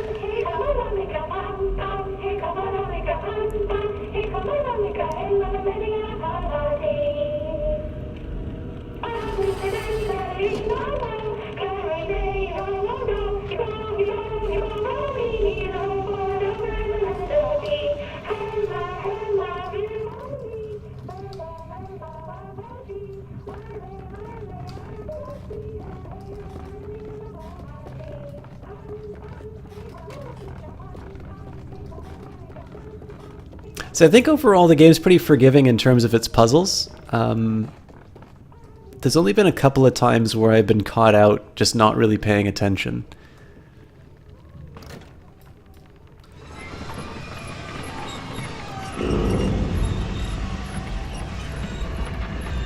Oh, that's funny, the exception. This guy's gonna come and murder me.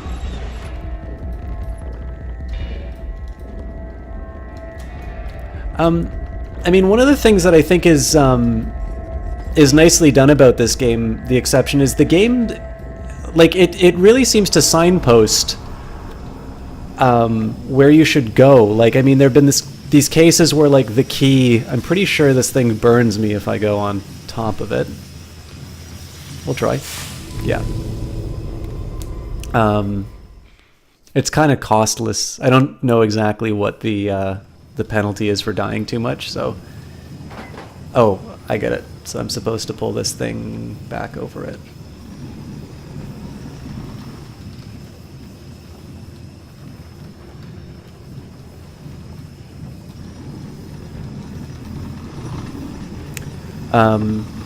But yeah, so, like, you know, in this case, I could have just as easily taken the hypothesis that I had of, oh, this thing's gonna kill me, and instead of just testing to verify that it was lethal, like, you know, found something to block it. This is kind of neat. It looks like this might run over you, but maybe a missed opportunity. Oh, no, but I am going to need to use it to jump up onto the handle. But, like, there was even a case where there was, like, a key on the table, and it had, like, a lamp right over it. Like, I don't think you can get more, you know, more sort of telltale than that. In terms of what you're supposed to do, but I don't know, it's fun to just kind of go and live inside the logic of a game for a little while, and sometimes that means that the puzzles, you know, the puzzles kind of carry the logic within the game, and then other times I just turn on moron mode and I can't get the most obvious things, so. You have inside VODs to prove that. Yeah, that's not entirely fair though, Dynamite. It's actually, Dynamite's referring to something that happened on his stream, where that's a nice little reveal. I think I can get by. There we go.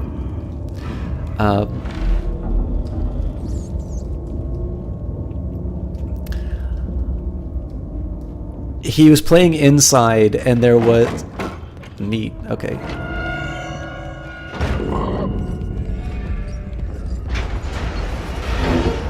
Oh.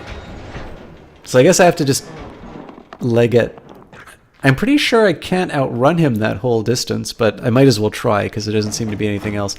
But what Dynamite's referring to is a puzzle in Inside where sort of everybody in chat seemed to figure it out before... oh, I slid too... I was a little too late on this slide. I got caught in the wall. But yeah, basically it's a height puzzle. Now the one point I tried to make to him while he was going through it was the fact that when a streamer's playing a game, you know, everybody gets to see their thought process, and especially on a stream like mine, like my whole thing is to explain my thought process. Oh, I gotta drag this thing back. Assuming that the murderer doesn't catch me for... Well, I thought I had to drag it back. Maybe I'm wrong. Well, that's not an option.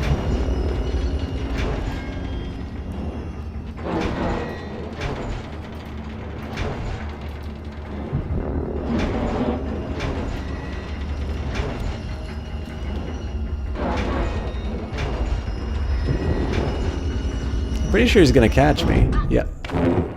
Alright. So I feel like I need to be able to pull that cage back. It seemed like I was able to do it, but I also feel like I wasted a lot of time on that, so...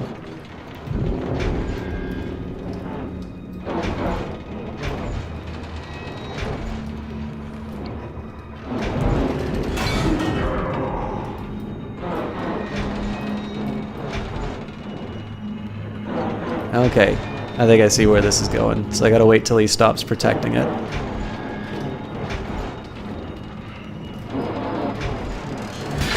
There we go.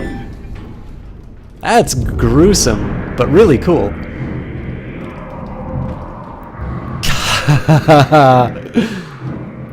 That is very nicely played.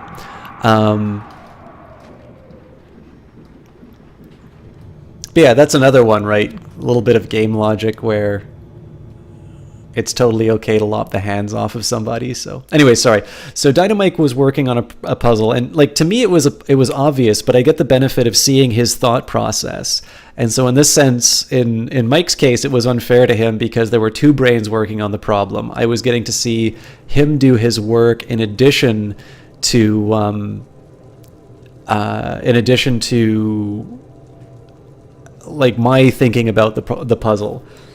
And so I mean, first of all, it's an old adage on writing, like for movies the audience is always going to be smarter than the screenwriter, but also for the streamer there's a very specific technical reason why the audience is going to be smarter than the streamer, which is they get to see, like when a streamer is failing, the audience gets to see everything that doesn't work. Oops. In addition to applying their own thoughts to the problem. And then, of course, the streamer has like a whole bunch of other things distracting them, like chat and things like that. And it's all enjoyable. Like this isn't meant to be a complaint or anything like that. Oh, I screwed up. I'm probably supposed to jump on one of those bags.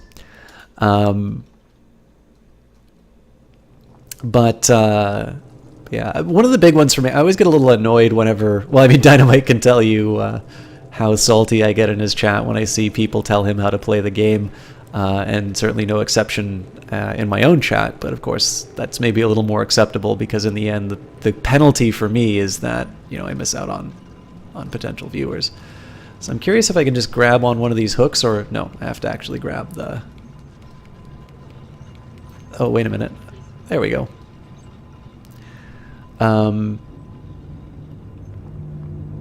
But one of the big things that I enjoy a lot is actually watching somebody's thought process. Like I usually don't come into it.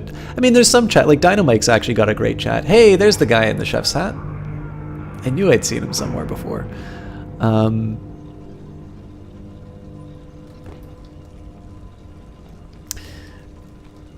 You know, I do enjoy... Oh, back to hunger.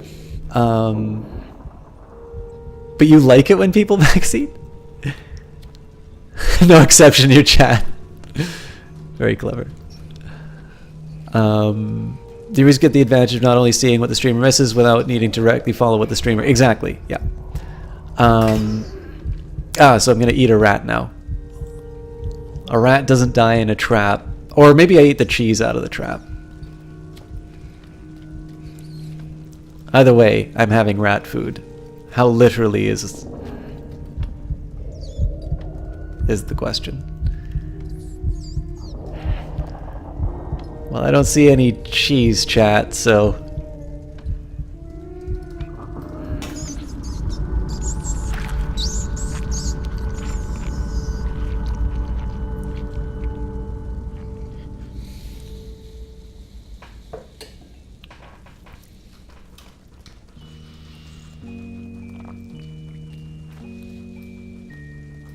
It's really interesting how the feeding gets increasingly desperate, so that we get kind of delivered our first meal, then we steal food from sort of a rat trap in our second case, and in this case we're actually eating vermin. Huh.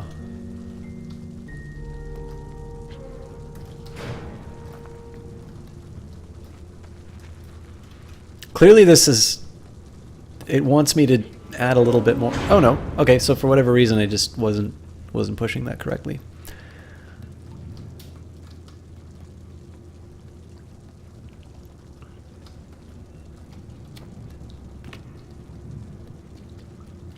Anyways, yeah, but I tremendously enjoy watching Dynamite figure stuff out in a game, and as much as I enjoy sort of interacting with his regulars, like Lady Dow. For those of you who are new to the stream, I think there's a few people here because of Little Nightmares. So again, you guys have GOG to thank for that, and I'm really happy that I got that key actually, because I'm enjoying this game quite a bit.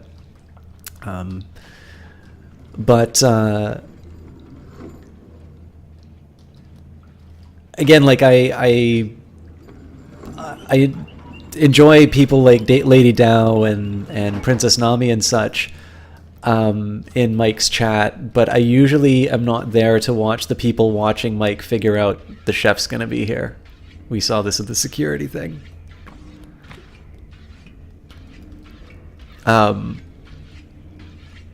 You know, obviously I'm there to see him figure stuff out. Like it's always a really upsetting when they can't stand to see more than, 2 seconds. Man, that's a great model they made. I really wish. Oh. Ah! Well, that's just unfortunate.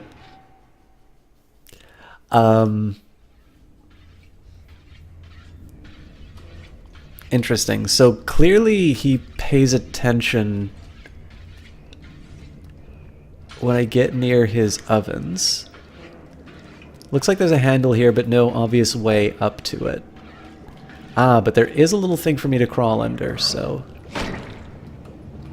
I bet if I... Oh. Oh, fuck off.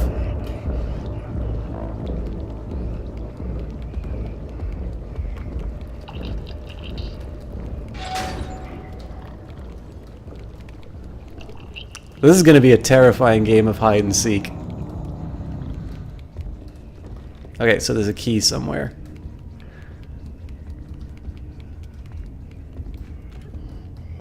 Hopefully up will save me.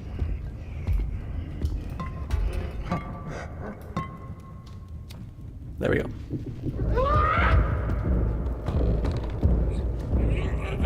Ha! You don't know how to jump, do you?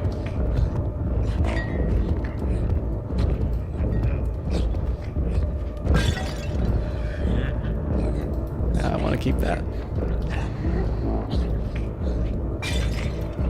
Alright, you're immune to everything.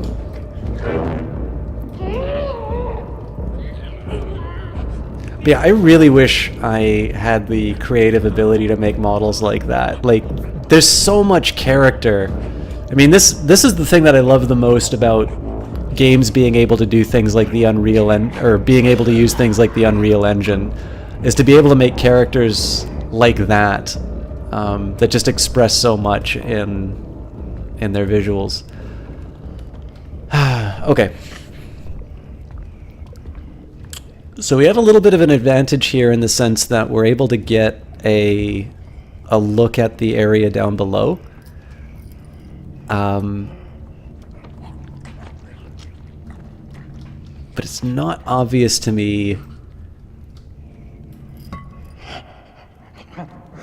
You've got some fantastic hearing, my friend. It's not obvious to me yet where the key is. It could actually also be up on this higher level. Again, all told, the game has been pretty forgiving. By the way, this is horrifying to see this fish stored up here. Yeah,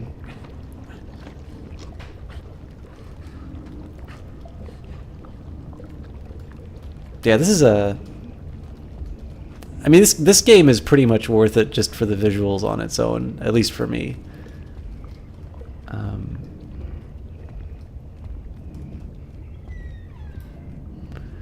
Okay, so this is going to lead me back into that earlier kitchen room, but again, we don't know why. Oh no, it's just a higher level. Okay.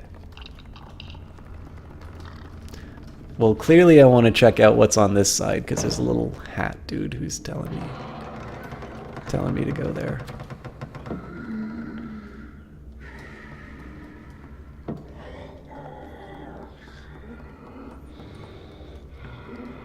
Is that another cook?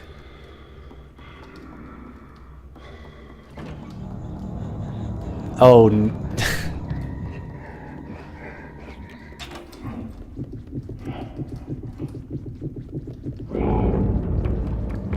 this is gonna get exciting. Jump for your life, my friend.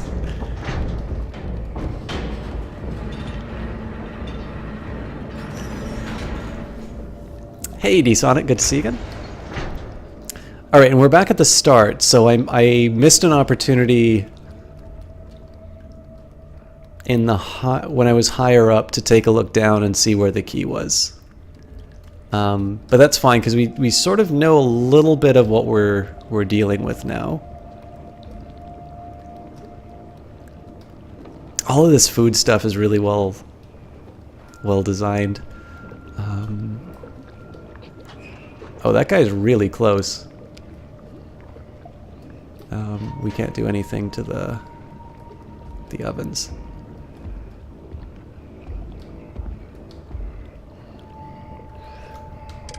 I quite like it, D-Sonic X. I think the visuals are something else. And there's a lot of nice little moments in the game.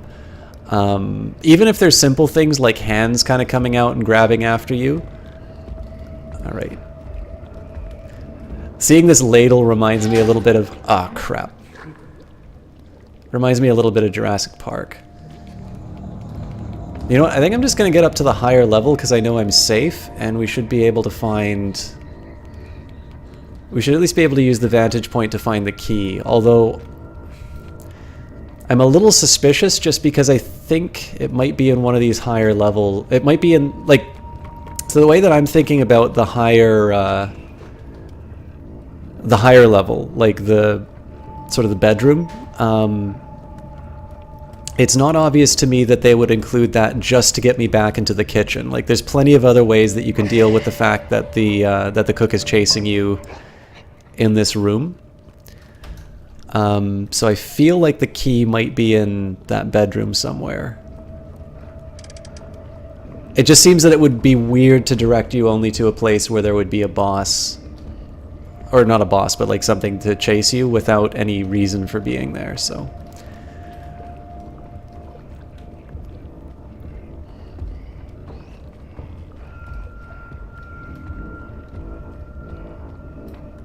Oh, crap. Also, I'm bad at the controls, D-Sonic, so I think the controls are perfectly intuitive, but I do things like just suddenly let go of what I'm walking, or what I'm on, and my depth perception apparently is non-existent, but... Alright. So let's work on the hypothesis. Like I said, I should technically take advantage of the fact that... I should take advantage of the fact that... I can sort of see everything in that kitchen and see if there's a key there. But I'm almost certain there's the key's going to be up on this higher level. By the way, isn't there just something horrific about the fact that there's two toilets together? Like, just think of what that implies.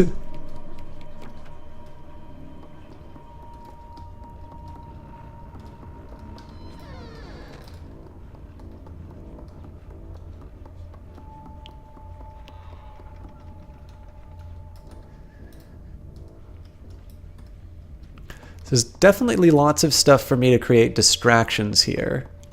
Fewer things for me to climb up on.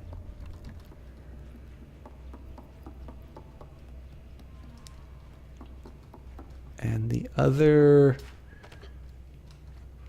Ah, there's the key. Alright, so I just wasn't paying attention at the... Oh, cool. So I think the way this is supposed to work, if I actually realize what I'm doing...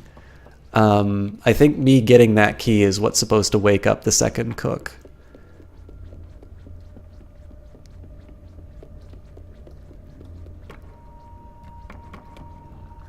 Siamese chefs, one for each RSG. Yeah, well, this is the thing. Like, there's a couple of implications out of it. It's either that they use it like they need to go at the same time, so they literally sit beside each other, or that these are gargantuan creatures that actually require 2 toilets to get through their business.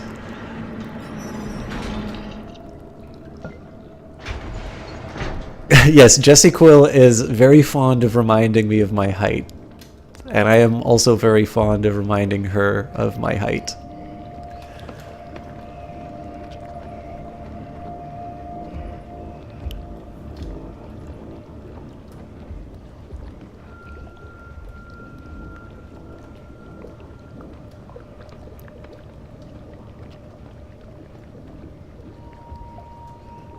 All right.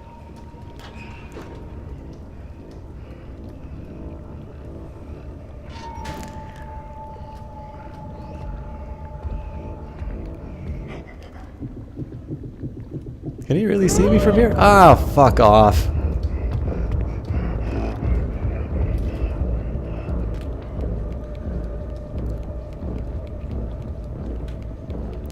This is no longer a mature channel because we talk about stuff like economics and politics. This is a mature channel because apparently I don't like it when the thing sees me.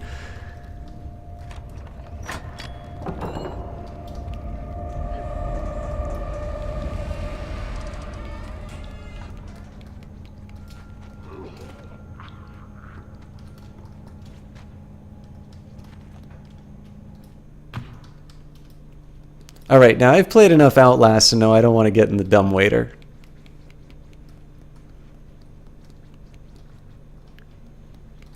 And I think I have an idea of what happens to me when these guys catch me. I get turned into sausages.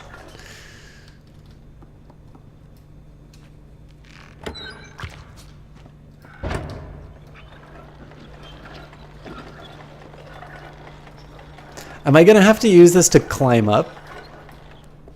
This is a really fun puzzle if you have to make sausages to give yourself like a climbing apparatus. Looks like I'm wrong though.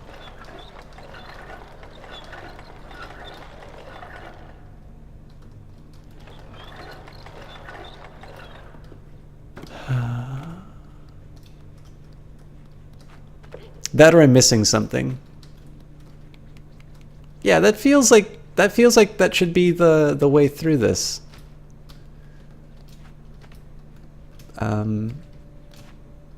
Alright, so I can't get up onto that shelf, but I bet I can drag this bench over. Nope.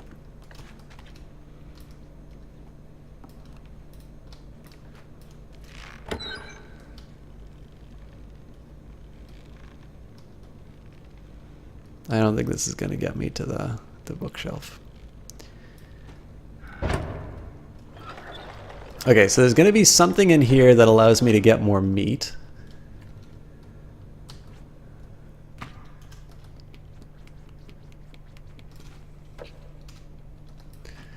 I think this stuff is too heavy to move around.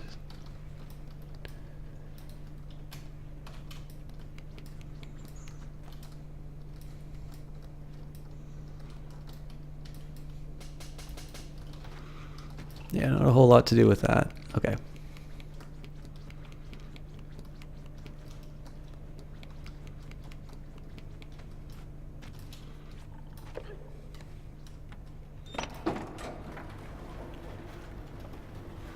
Any of you play Outlast? You made the right choice, buddy. Oh, yeah, so you do need to feed the thing more meat.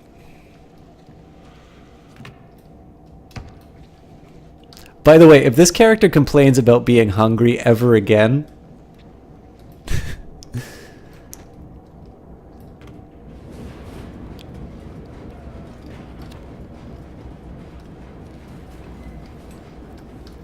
Alright, this is the second one of these things that we've run into.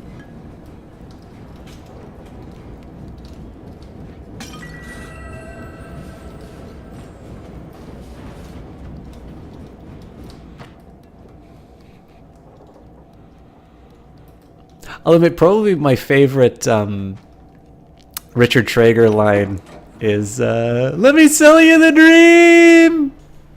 You went to Star Wars Destiny card game tournament and went 2v2. Congratulations, MC. I actually, the only Star Wars CCG I know of is, so far as I could tell, is the first one that came out.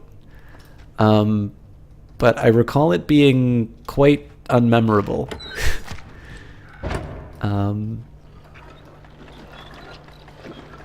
So yeah, I'm going to assume that I make a whole bunch of sausage links and... Wait, do I seriously need to put more meat in here? And then Indiana Jones. Yeah, I'm pretty sure if I... Yeah, that's not nearly enough. All right. Like the one in the night. I think so. Like it would have been out around the time that Magic started getting big, so... Oh, it's an achievement thing. Fair enough.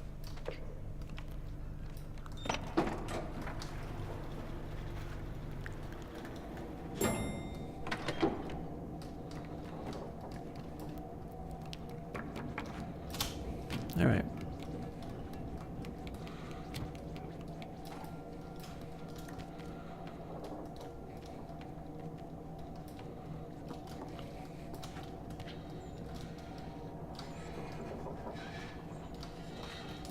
Oops. Let's try to knock off that ham, but...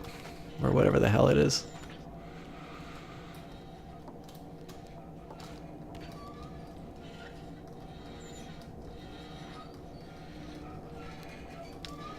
I wonder if I can just hit it from here.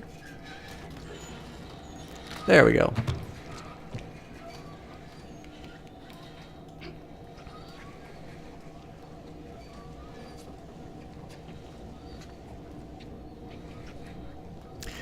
Yeah, well, you know, one of the things that I like D-Sonic is it's understated. Like everything is everything's just not quite right.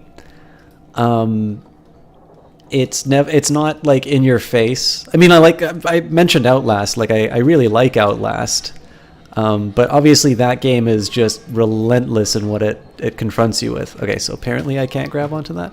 All right, fair enough. I will accept my fate and say that I'm only going to get 3 sausage links.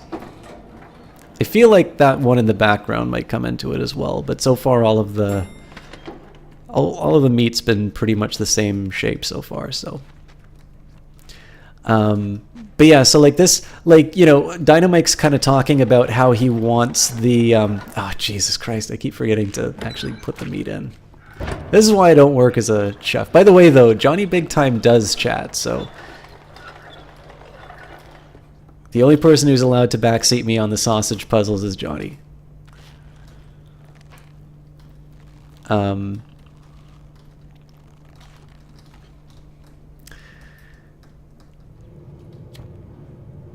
was I going to say? But yeah, so like Mike was talking about, he kind of wants something really nasty when the long arm guy, but there's something just about, you know, the idea of being caught and not seeing anything that happens afterwards. Like it's already a troubling moment on its own, and I don't really think it needs anything else. I think some of the magic, I think if the game shows you too many nasty things, it would actually break the spell a little bit. No, that is definitely not what I said.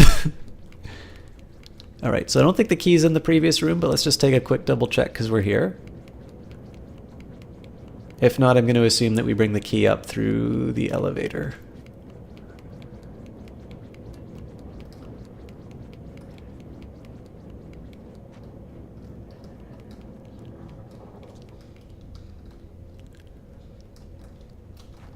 Also, if you guys keep talking like that too much, you might take the fact that I bought him a couple of games the wrong way.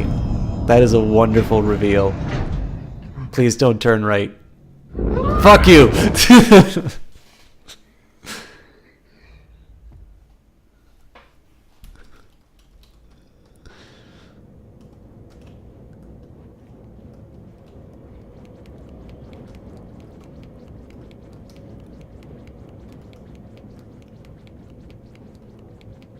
I probably should have known because it gives me a bunch of hiding places.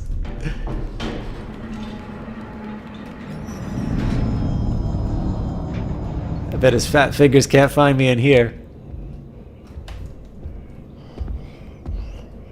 That thing I said about your fingers, sir? Never you mind. I wonder if he throws the key out from...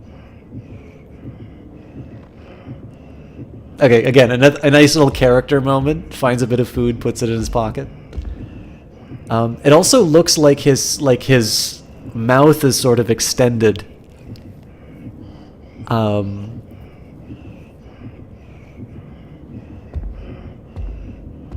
It's like almost like the Joker's smile.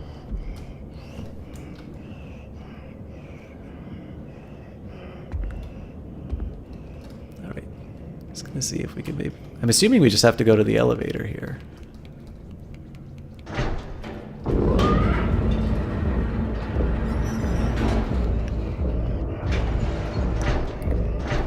I know you say so, Gross Jess, but I think it's a really well-designed character.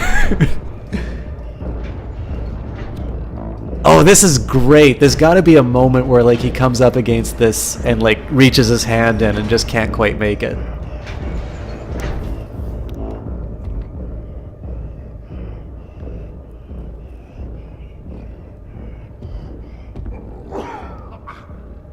Yeah, maybe not.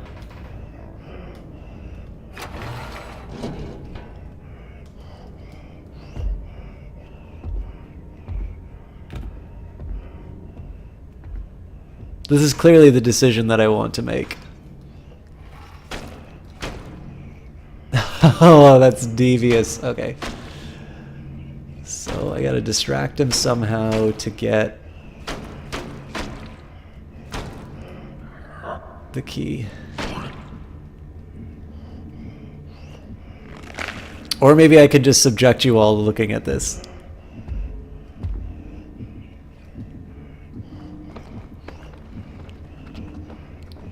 I'm pretty sure he's gonna murder me as soon as I... yeah.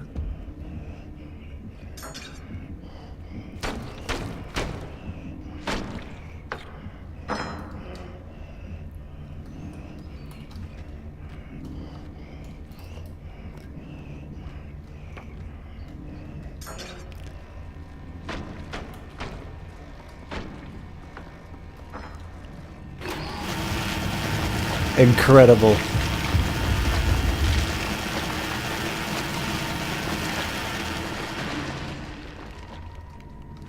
I love, I mean, if you think about it, right, comparing this to, pick it up, please. Okay. Oh, for fuck's sake. Compared to the earlier parts of the game, this is definitely a little bit more, like, obviously gross. A lot of the food stuff. Which is kind of interesting, too, because, like, obviously one of the things that's driving your character is hunger quite a bit.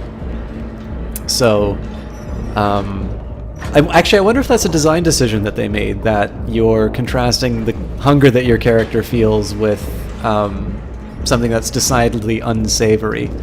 Okay, probably gotta jump up on the edge. Oh, you can't see me, sir. Nope, I'm invisible. So yeah, I'm thinking I had to jump up on those garbage bags and maybe get to the... Oh wait, is this gonna make me get the key again? Savages. Alright. That's a pretty costly mistake if I can't figure out that door handle then.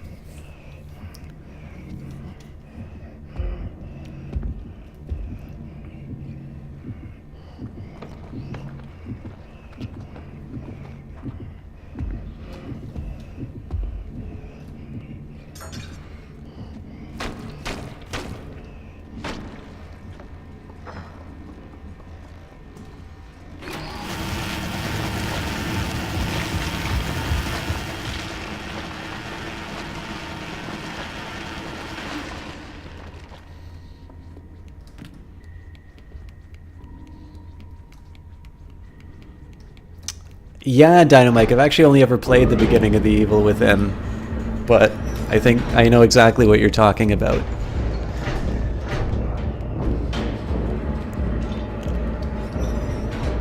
So I wonder if I can just get away with hiding this time around instead of trying to... Because it seems like if I don't get that right away, I'm kind of dead. But this doesn't feel like a very good hiding spot. We'll see.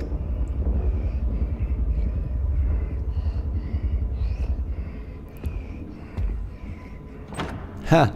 So it gets the door for us. Neat.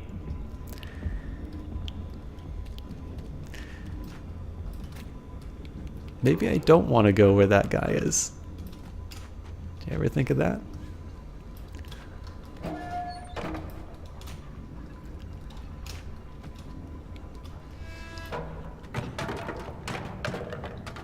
Heh. Awful. Get it? Get it? Because it's...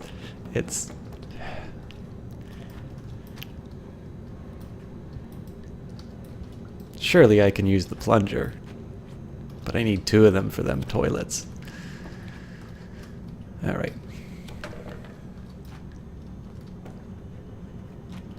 Oh.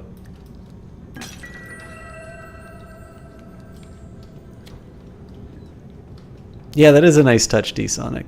I mean, I think overall, like, the sound is always a little underappreciated. I mean, I say this as somebody who is running a... I always struggle to say this, but a mildly successful camless stream. But I really do feel that, you know, everybody's going to comment on the amazing graphics on a game, but very few people are going to talk about how the sound kind of enhances the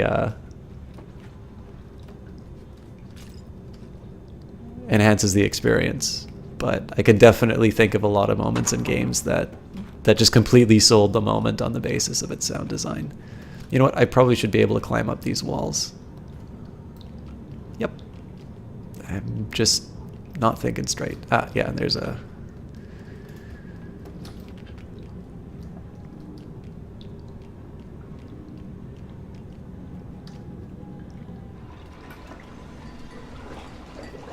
So I might be able to get up through there, but we get some interesting information if we... oh.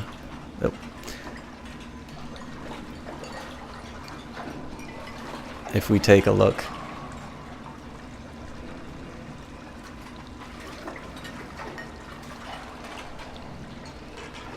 You're on a camless stream because your room is messy?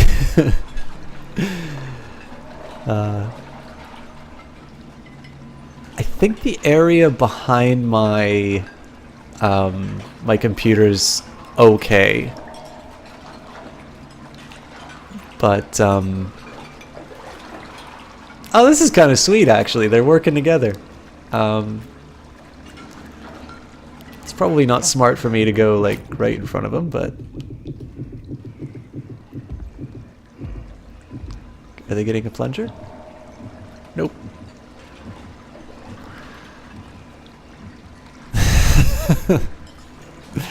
It was a lot better when you were here. Now it's worse than that. So if you thought that's okay, then I might be in trouble. Oh, actually, the other thing that's funny is this may not be the same couple from before. This could actually just be another pair of chefs.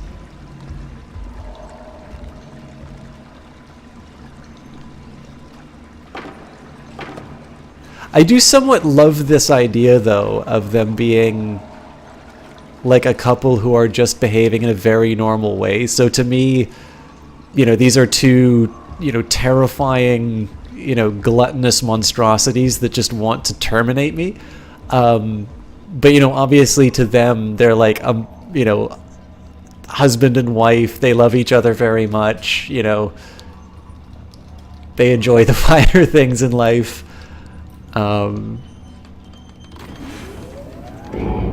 Well, this is gonna suck. Can't catch me down here. I don't know why you're even trying. Nope, nothing to see here.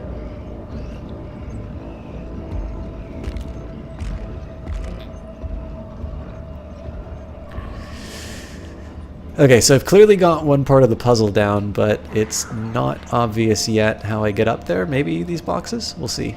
I definitely feel like those plates at the top are going to trigger the... Oh, interesting. So I can't walk up there.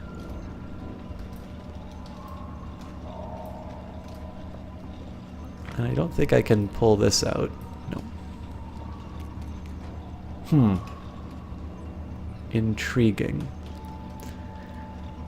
Any thoughts on the constant swaying of the levels? Well, I noticed that it actually affects the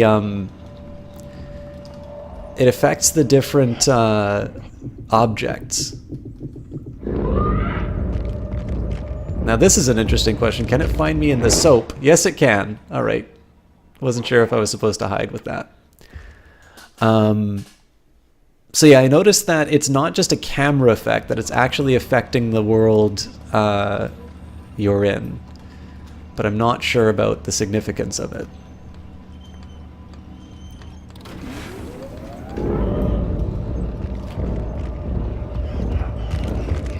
Never you mind, nothing to see here.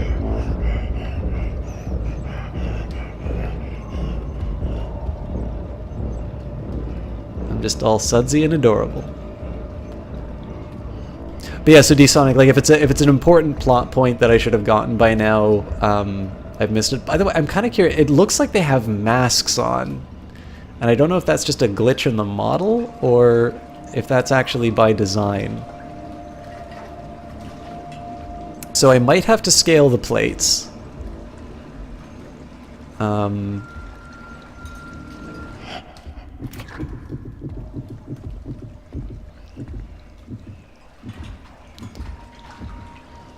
I actually haven't used the far left room yet, so...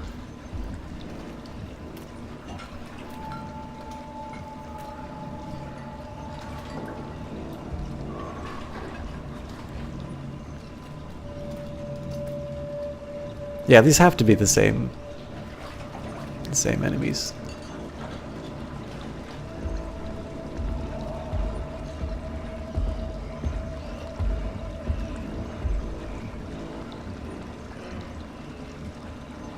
I'm a little curious what's going on here.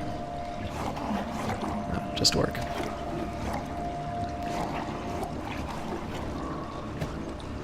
Alright, I hate doing stuff like this in games because I don't know where the other character is. Oh, it's gonna find me. Crap. Never you mind! Nothing to see here! Hey, you moron! I'm fucked. I went to the wrong drain.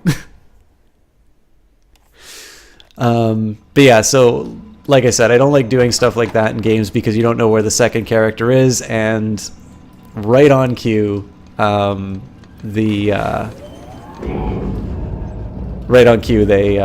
spot me. So I'm still gonna operate on the hypothesis that I need to like climb the dishes or something, but let's see if we can rush through really quick without getting spotted. Oh, but I can't lift myself up there. Trap.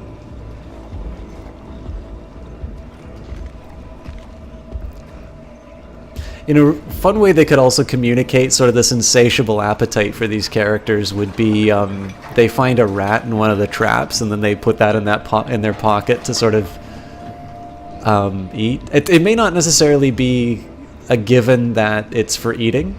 It could just be that that's sort of perceived as like, you know, they're just really unhygienic, so they put dead vermin in their pockets. But I think that'd be a fun touch. I could have sworn I could have climbed up. Alright. Oh! I should have seen that coming.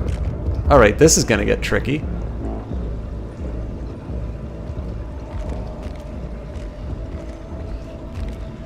Yeah, so there's obviously broken glass on the ground there, which I should have known better than to step on.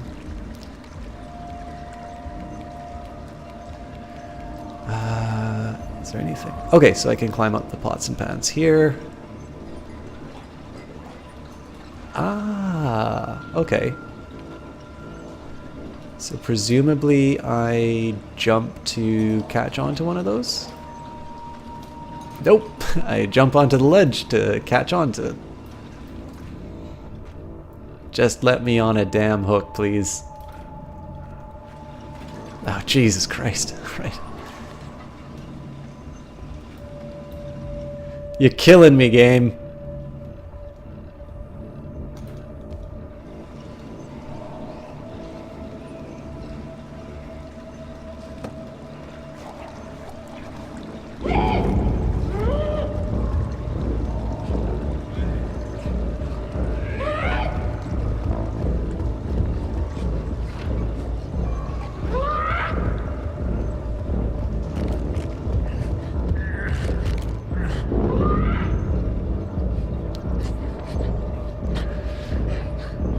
Yeah, Dynamite, you'd think with so much experience I'd be better. Oh, for fuck's sake. Alright. I need to get really clever. Saved. Yes, sausage fingers won't help you here, sir. Whoa! That was uncalled for. That was a fun little chase sequence.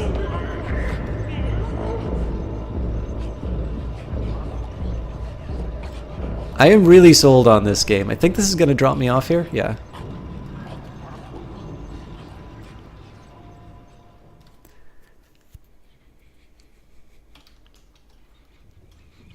Alright, we're 2 hours in. Actually 2.5. What do you guys think of this game so far?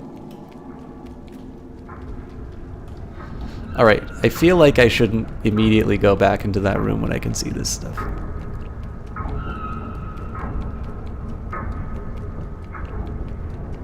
I think this light's probably going to cause me a problem, but... Huh, maybe not. Alright.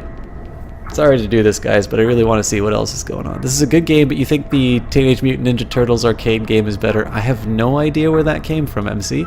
Enjoying the aesthetic? Excellent. Press button, wiggle joystick.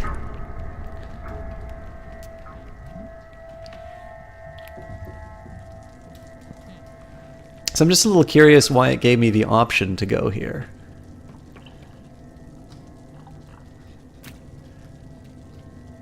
Hey, this is the first time one of these things haven't run away.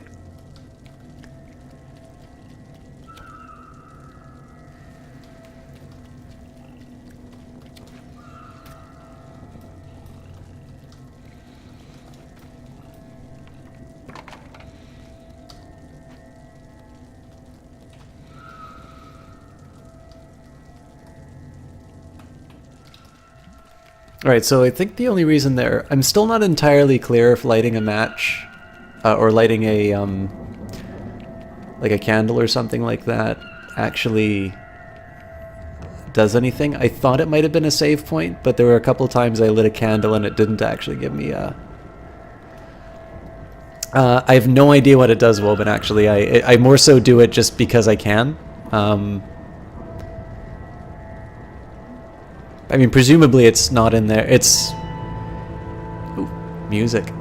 Presumably it's in there for some reason, but I haven't figured out quite what it's for yet. Neat.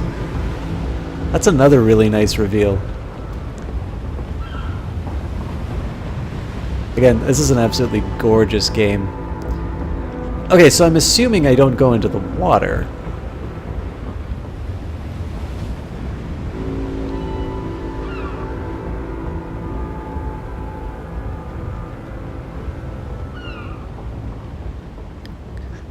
This is also pretty fantastic just in terms of it completely recharacterizes everything that we were in.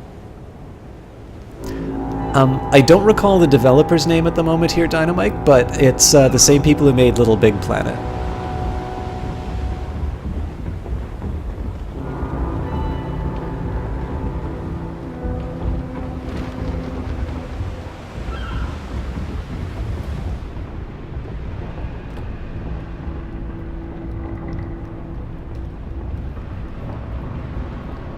Oh man, so we're on like some kind of a cruise ship, it almost looks like.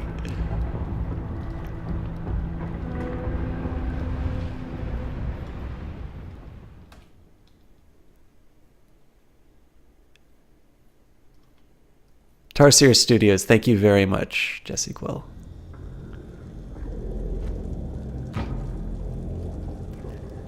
Alright, we've done one of these before, so there we go.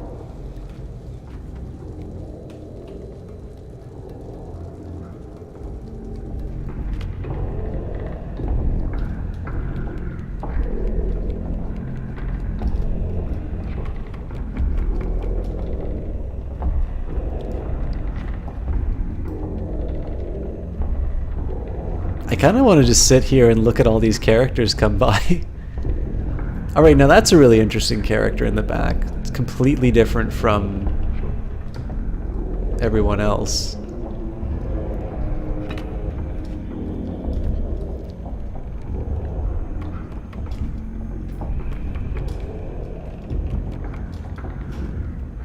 I don't know why I felt compelled to sort of like rush through that. It's not like I'm going for a speedrun achievement or something, but I bet we got another chef.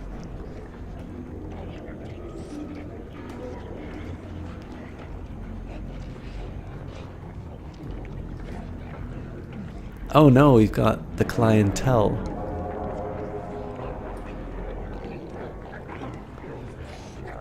I think we'll just sit here and admire the aesthetic, friends.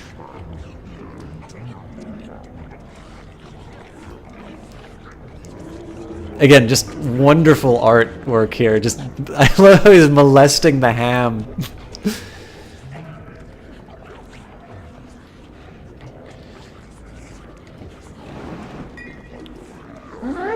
Ah! No! No! No! No! I shouldn't have knocked over the... Well, there's your violence, Mike.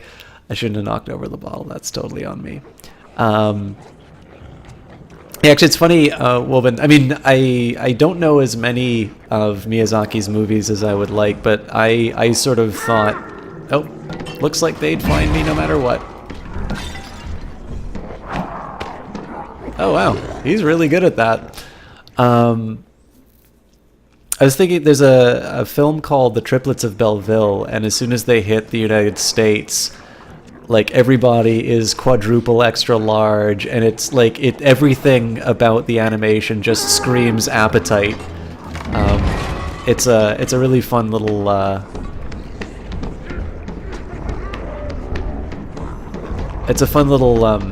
technique that they use. I think it's maybe a little on the nose. I don't think it's particularly original for a French animator to suddenly turn around and say, oh, you know, the Americans so greedy. But I don't know, it's compelling visual stuff. A fun gag that might come up here would be if the people in trying to catch you... oh, come on, get up on there. Oh, for Jesus Christ. The people in trying to catch you, like, knock over the table of some of the other clients, and there we go.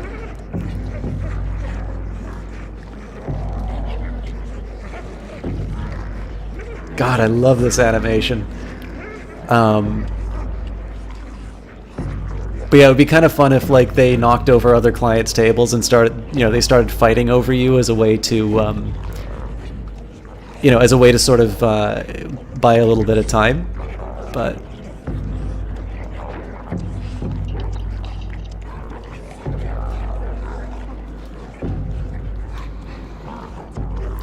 again, I'm kind of compelled whenever I see these black markers to follow up, but it doesn't seem that there's any immediate benefit to being over here.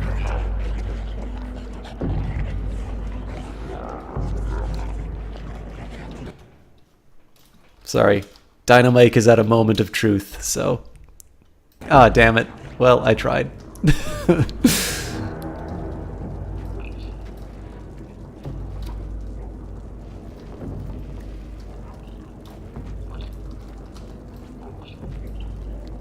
The better call, incidentally, guys, is if it's one of Dynamite's viewers that gets him this game.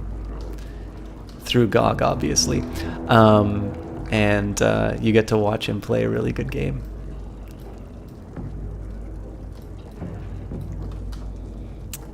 Okay, so I think the sock is supposed to be a little signifier in terms of, hey, pay attention to this, but I'm missing... Yeah, even the game's like, hey, dumbass, over here. I'm trying, little dude. I just... Unless you're gonna give me a leg up, I just don't... I don't see it, my friend. This game is trying so hard to tell me. The gnome has company in the room and doesn't want to be disturbed. Nicely done.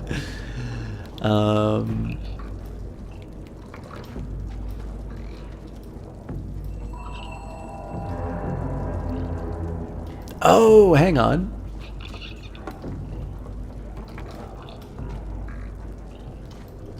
Oh, for God's sake. Yeah, there we go. Not exactly.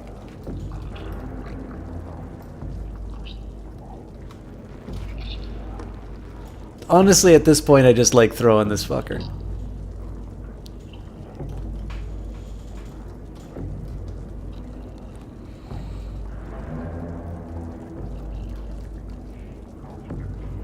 Okay, let's try, like, I don't know, knocking the sock off? Okay, well, that was completely the wrong direction.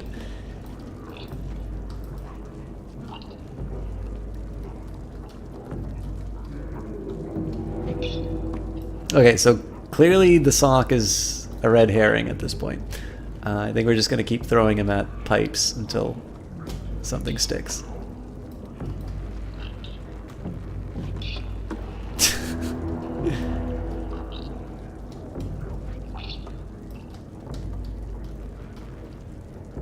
Alright, let's just see where he walks. And says...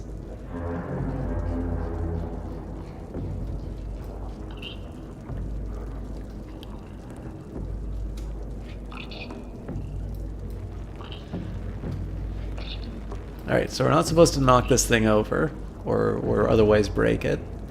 I just don't see the point of putting a sock here on its own. Definitely walked through. I think we've already tried throwing him at these things, although he did go through the, he didn't hit the plank, so... I also don't think I have the option of sending him to the plank. Alright, you know what? I'm just gonna go feed you to the...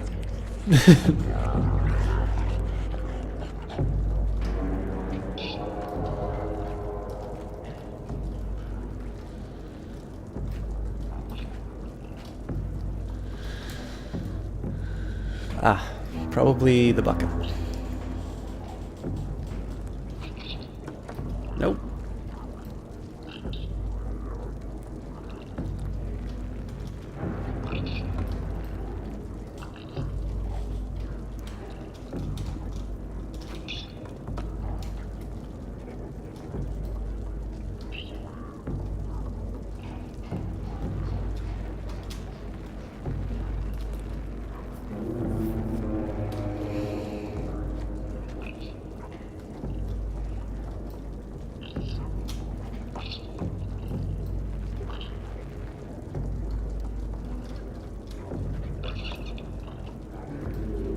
Okay, I need to stop randomly doing this stuff because I'm clearly not making any progress. So there's a bucket, there's a sock. I've got a little gnome guy that I can throw. Does look like there's something jamming that upper right pipe, but I don't think I can throw him anywhere remotely close to that. Yeah, it also requires way too many fingers to handle it.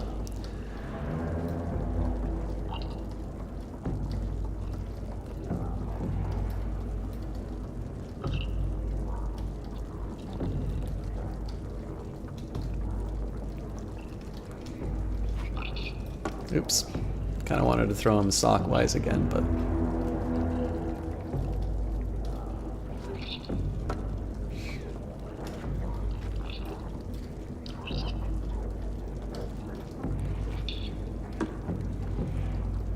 Kind of curious if there's a way that I can... So I can actually put a little more velocity behind it, so let's just...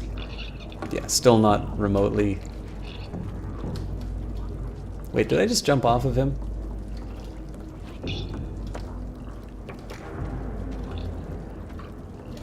Oh, kind of, but not convincingly.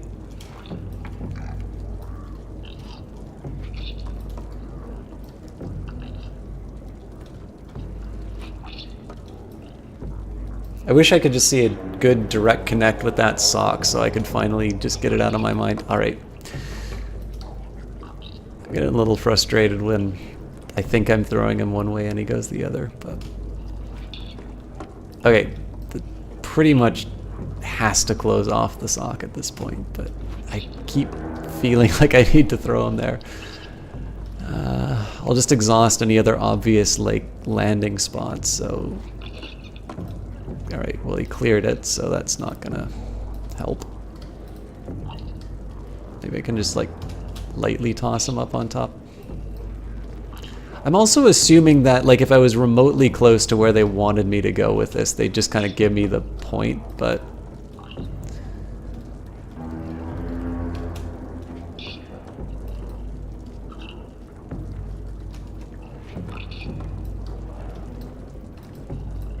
What the hell happened there?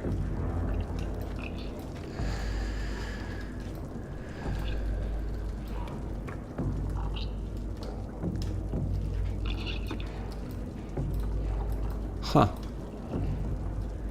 Alright, I'm quickly gonna take a look here and just see if there's anything... Am I... This doesn't seem right, but...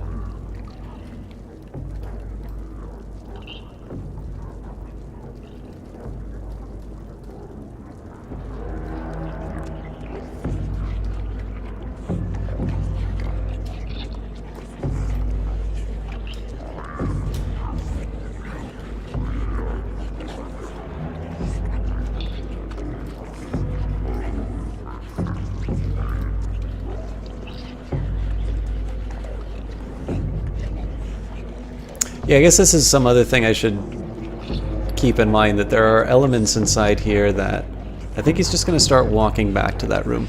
There could be elements inside this level that I haven't picked up yet.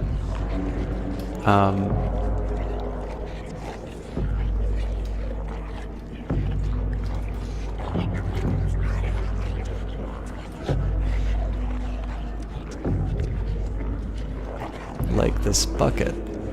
Oh, but you know what? That bucket's not going to fit through the... Pretty sure that bucket's not going to fit through the hole, so...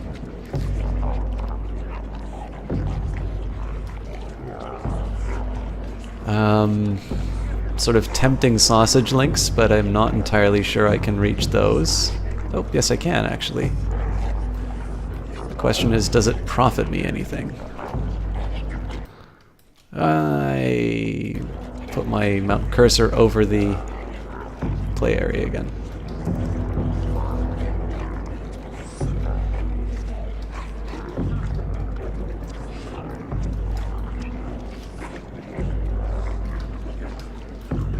Alright.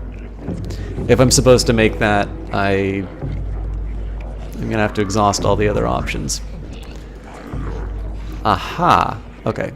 So this is gonna be very hazardous to my health, but never you mind. Ah, damn it. It's not obvious to me what I need to get off of that table, unfortunately, so it feels like a little bit of a waste of time, but...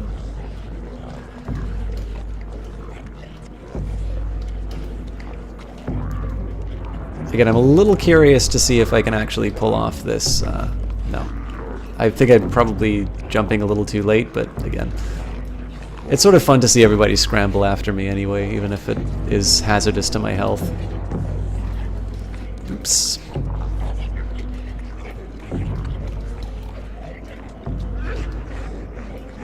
You sons of bitches, you'll never catch me alive.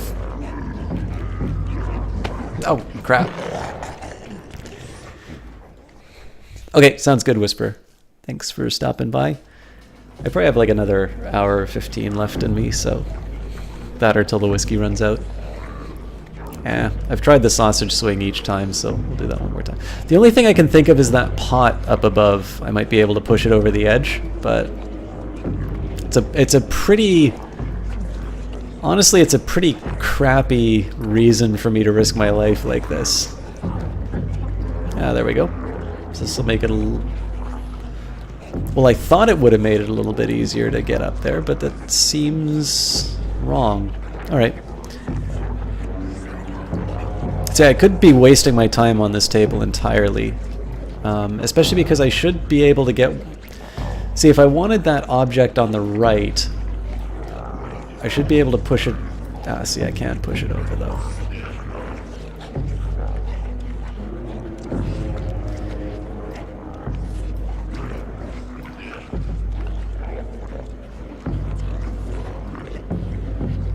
I was kind of hoping he might knock it over, but alright. Has a candle I can light, but I'm kind of tempting fate. All right. Well, let's try and light the candle at least. I kind of feel like I'm wasting my time here, though. But then I'm also wasting my time with the gnome, and at least this is slightly more visually compelling. So we'll at least explore our options and then see what's up. Oop.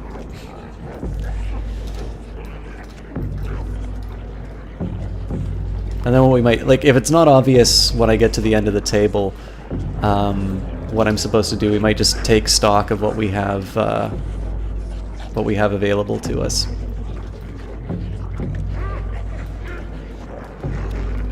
Oh, for God's sake, I'm an idiot. I really do want to light that candle, but... What does this remind... Well, Loveless, actually, somebody already made a Studio Ghibli reference. It was Wonder Dog, I believe. Oops. Probably doesn't help, like, if I want to try bold stuff like running on the table, it doesn't really help that I'm not very good at the controls, but I can't really blame that. There we go. So close. Hey, Ariella, thank you very much for that host. I know you're short on internet, but you at least managed to give me the host, so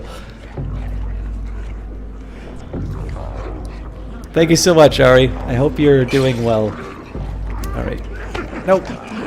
Alright, you know what?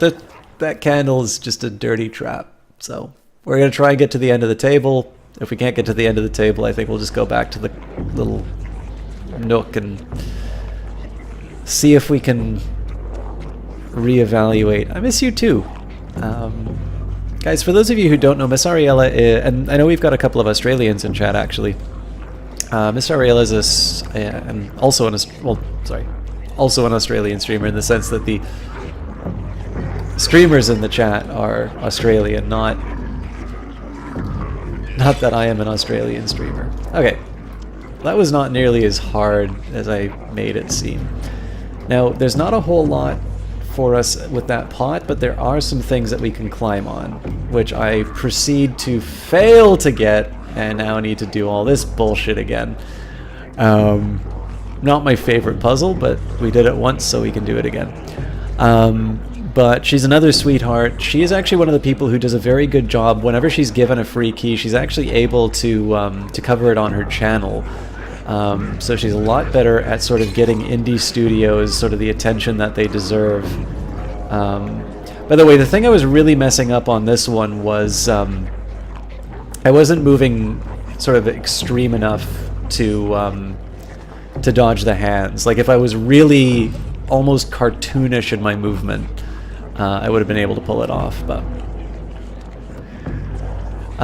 anyways, as I said, I know I've said this about a couple of people, but I don't say it without meaning it. Ariella is an absolute sweetheart.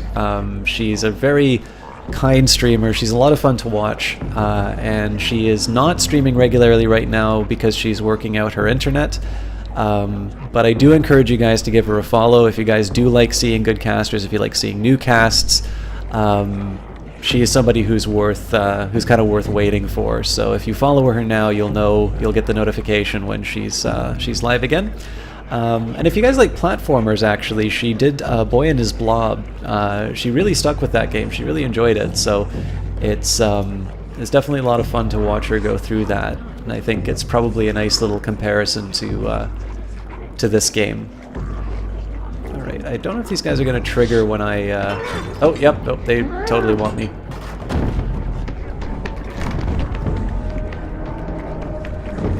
I love it when they throw food at you. Okay, cool, so I don't know why we were wasting our time with the gnome. I'm sure there's something that I was missing there, but... never you mind, sir. You just keep to yourself. Ah, damn it. Oh, he didn't catch me. Now he did.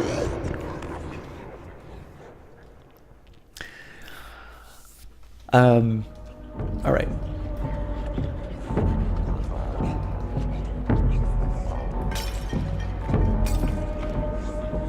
I wonder if I can just like throw this thing at him. Nope. That was not the move. I might just be able to like run back and then double back on him, but I don't feel like they'd want me to spend so much time doing that. No, it's my only option though.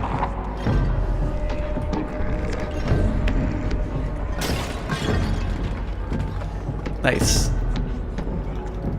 And I just run on his back? What the hell happened there? Huh.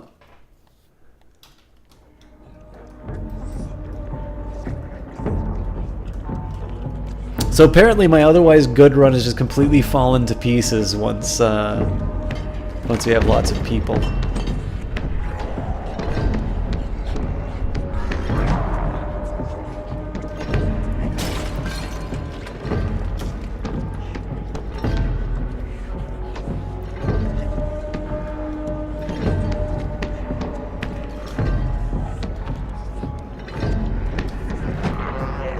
Alright, so I'm not quite sure what killed me there, but doesn't matter because we got through.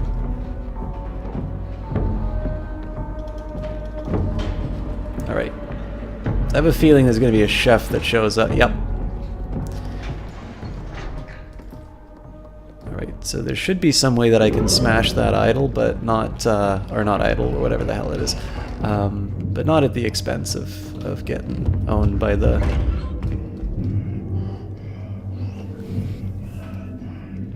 I can go and like do the achievement-based stuff on a second run or something like that.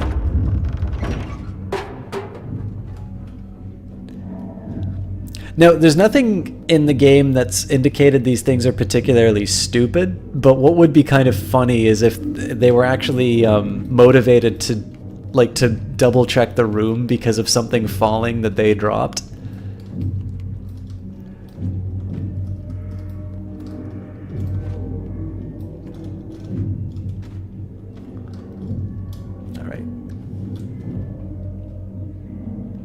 I gotta get up somehow. Maybe, well no, that's not gonna work, because if I go up like...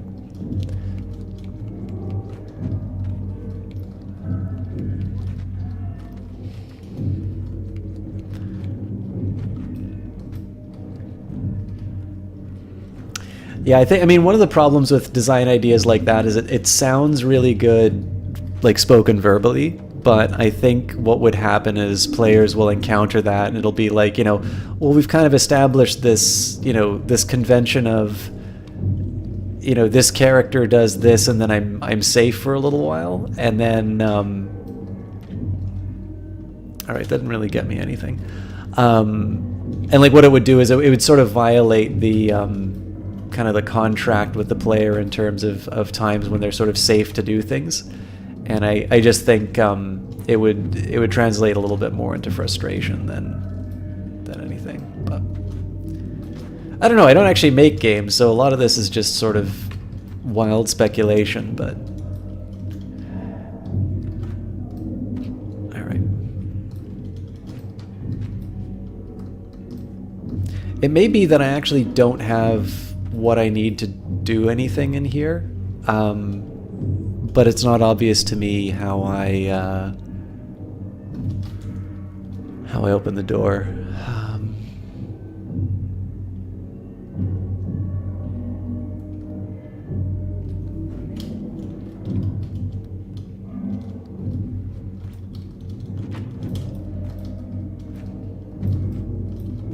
Okay, so first thing we're gonna do is see if we can move this.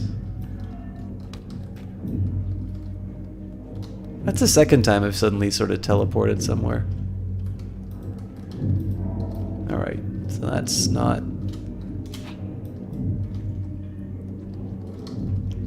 Can I replace the toilet paper? No.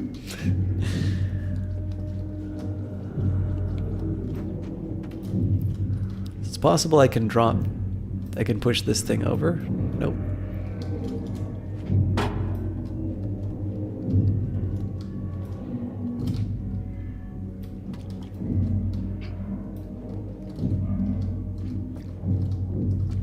So for those of you who are wondering when I was talking about how the camera's swaying, notice that like the toilet paper actually rolls moving on that. So of course now we know, like when I was saying it's like being on a boat, it turns out we're actually on a boat.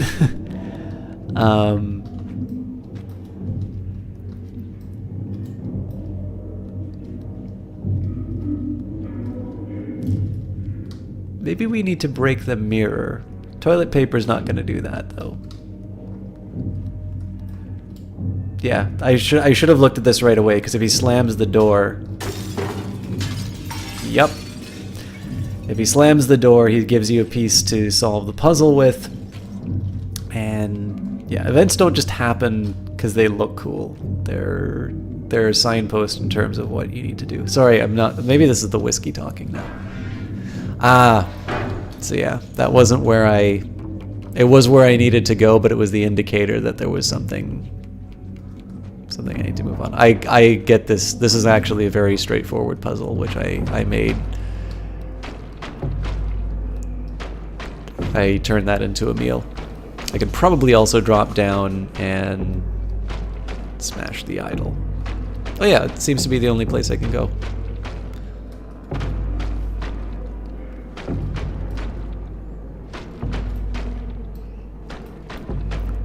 I said smash it!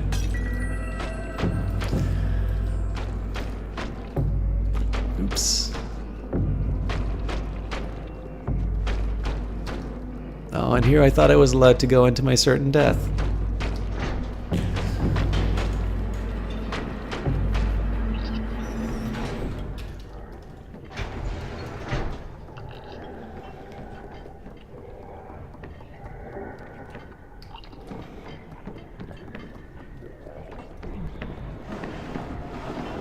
Cool. Not so cool. I want you all to interfere with each other.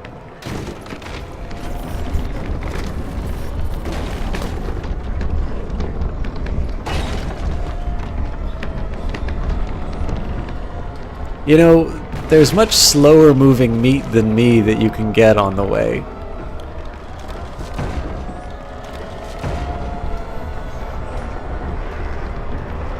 Nice. We're back to this again. I kind of want to know how this ends.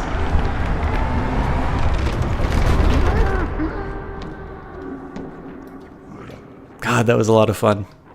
They do a great job of building up these little moments. Now, listen, you've had plenty of access to food. You can't just turn around on me. Oh, I'm so hungry.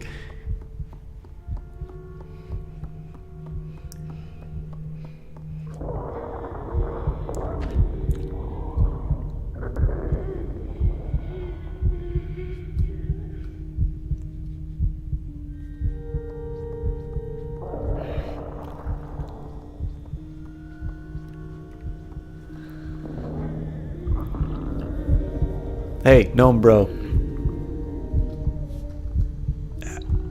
Thank you.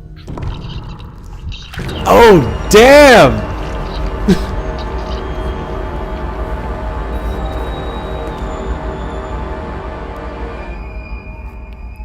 That's fantastic!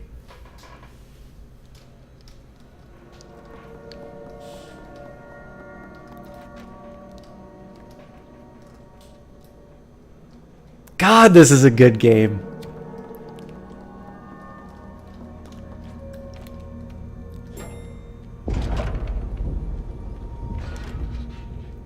That's the second time we've seen, if not this character, then at least someone like that character.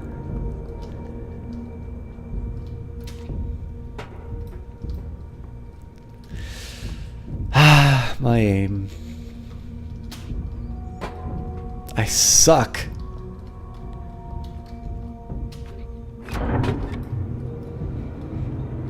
You know what? Something horrible is going to come out of this elevator for me.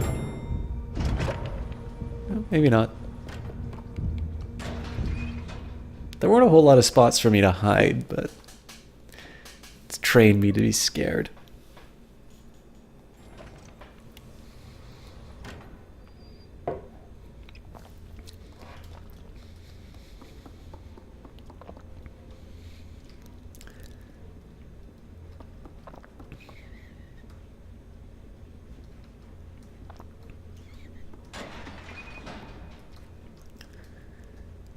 Again, I really love the progression of the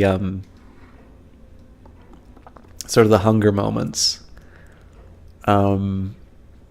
because the you know, we were talking about going from, you know, just being tossed something to eat to, you know, grabbing something that was used as bait for vermin to eating a rat in the trap, and then of course now willingly.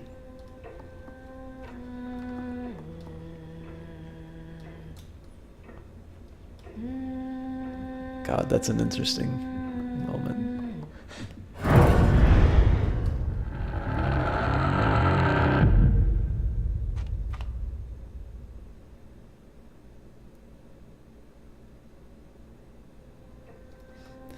So it seems like that was a failure. Okay. I wasn't sure if that was designed to do that or not. But yeah, somebody doing their hair in front of a broken mirror is a pretty compelling moment. What I should have done too is I should have paid attention for the heartbeat sound. So it seems apparent that I want to get onto that desk somehow.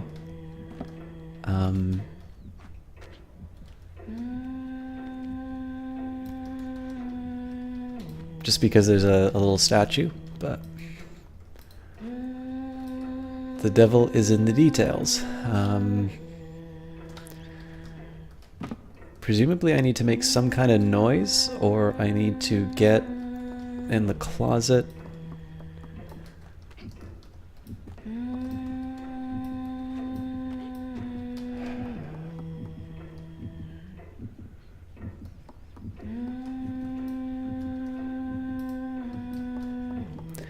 Let's get out of this room for a very brief moment, just to make sure that we don't have any other options available to us.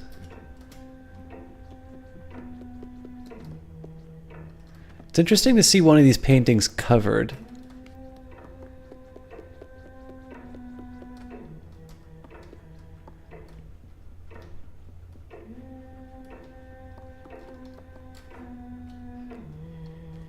Huh.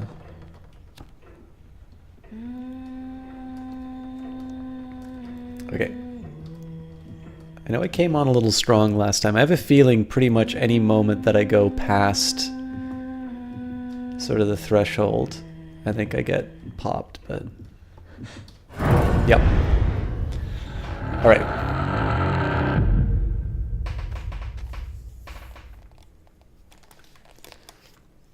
So if I'm supposed to go into that room, and I think it's a fair... I think that's a fair call, I have to do it. I have to either find a way of muffling my footsteps,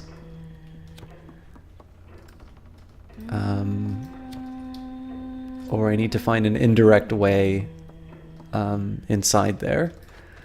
Then there's the alternative of trying to make some noise and distract the woman, but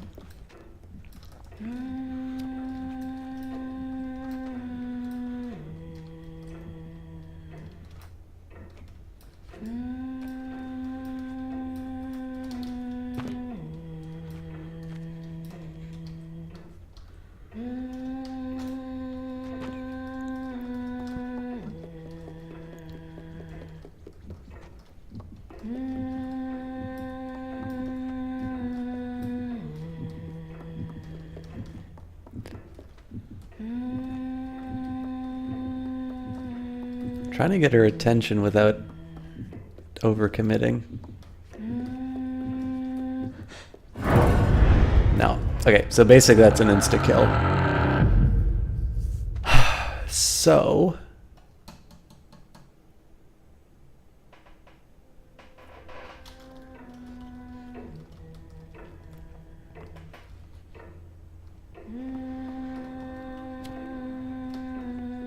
let's make sure there's nothing kind of in corners that I'm missing.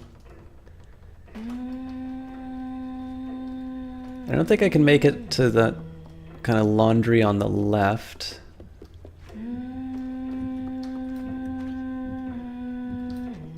Oh, but I might be able to make it here.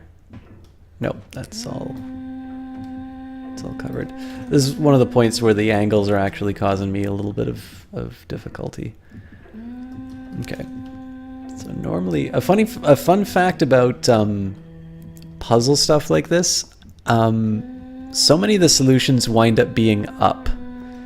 Because for whatever reason, you don't look up in games. And it's a wonderful way for puzzle makers to completely manipulate you in the sense of like giving you something that seems impossible, just simply relying on kind of the psychology of how you, okay, hang on. I might just be stupid. Christ. Alright, so I can't Assassin's Creed that.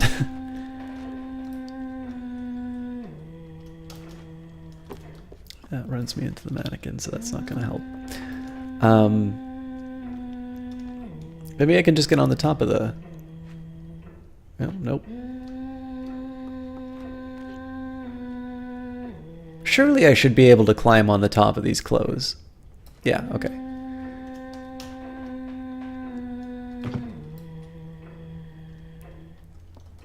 I feel like I should be able to get to the top of that dresser. What I do after that is a whole other question, but yeah, anyway, so one way, like if you had if you were making a puzzle game of some kind, I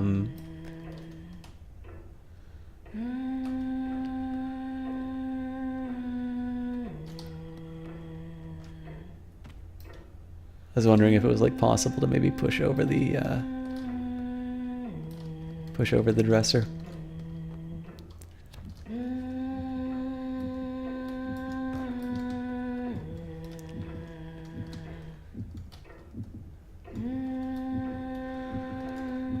Huh.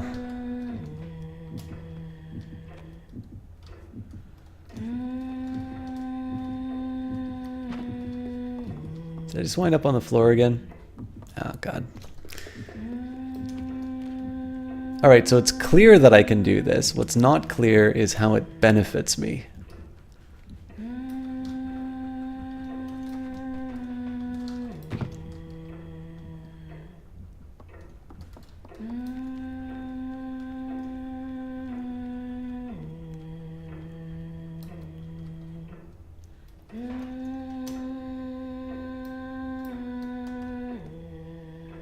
I really didn't want to do that. Okay. I'm gonna try something out of left field. Interesting, so it won't actually let me close the door. I'm assuming that's to stop me from locking myself in.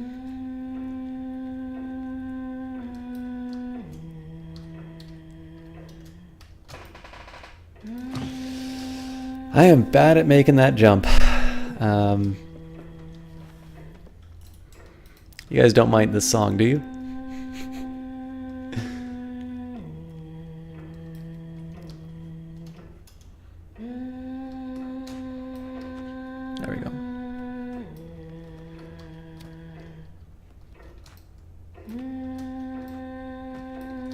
Just wondering if there's like something that I'm missing in the background here. Doesn't seem like it. I mean, not that the giant blooming light in the front helps. I'm trying to see if like this level's relying on the angle to either draw my attention to something or away from something. So for instance, sort of this front area is obscured by these mannequins. The back area is also a little bit covered by some of those mannequins as well. And it doesn't feel like we can move a whole lot. So we definitely... Oh, you know what? One thing I didn't try. Surely I can climb up these clothes again. I didn't actually try pushing over the chest.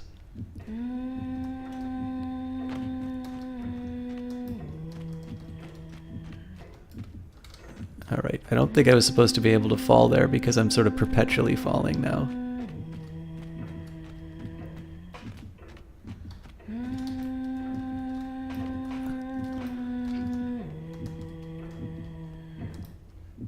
Alright, now I really don't know where I am. Oh, there we go.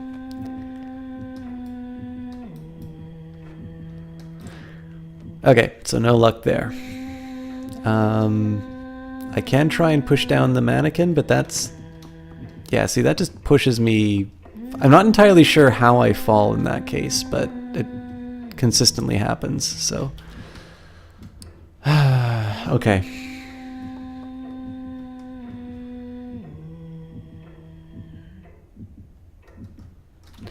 I think the best thing I need to do... I don't feel like I have what I need to do this in this room at the moment. I might be wrong on that, but I think I need to at least exhaust the other possibilities. I'd kind of like to try on my own Lady Dao. I'm just going to take a quick look here on in this lower level. Actually, you know what? I'm going to get back to it anyway. I don't normally do hints, but what are you thinking?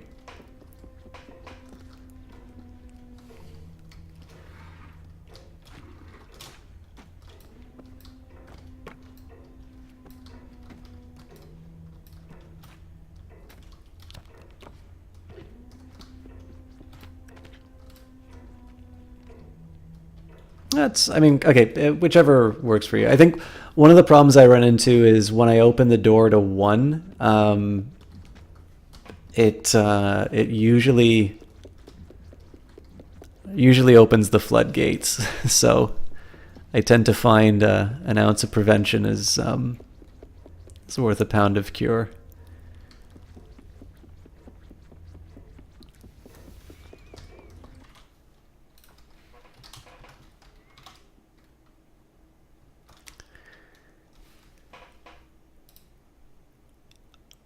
I'm not even giving a warning on that. That is so obviously against my intentions. Like, why would you even think of doing something like that? When I so clearly said to somebody, I want to try and do this on my own, that you would actually turn around and tell somebody how to do the game. So... I'm sorry to do this, guys, but I actually would like this game to be... No, it's all good, Lady Dao.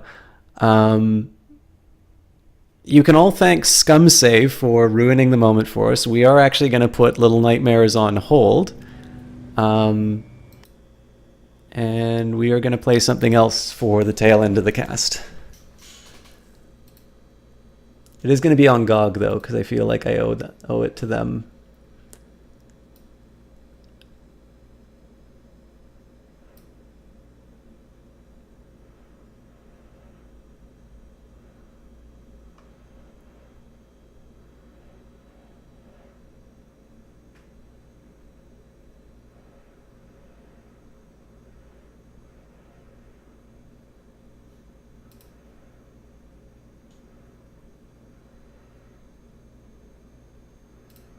Let's do Dex. I haven't tried this yet. So yeah, I'm sorry everybody who came in to see Little Nightmares, but we are going to continue that another night.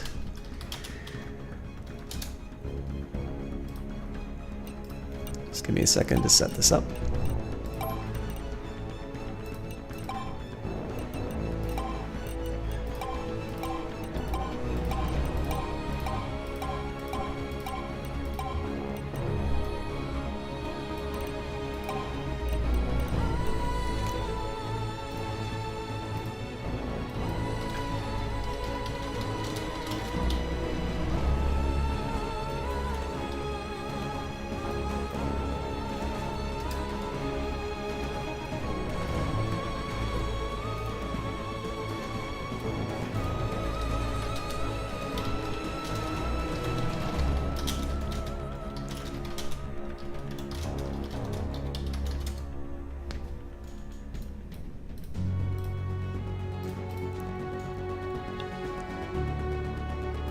Alright, so for those of you who came in for Little Nightmares, I'm sorry, but we're going to call that for the end of tonight.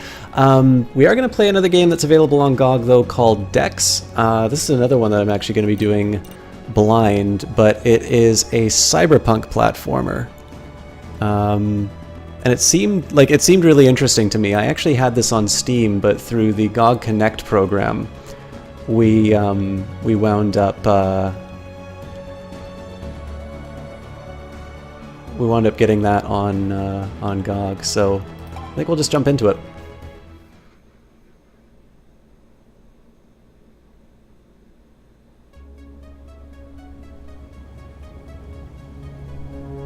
$13,807,001. Something out of nothing. Something's raining down. A river of what-to-dos, who-to-bes. Stand out, blend in, help them, go to war and win. Close your eyes, little bird. Tomorrow's a new world, little bird.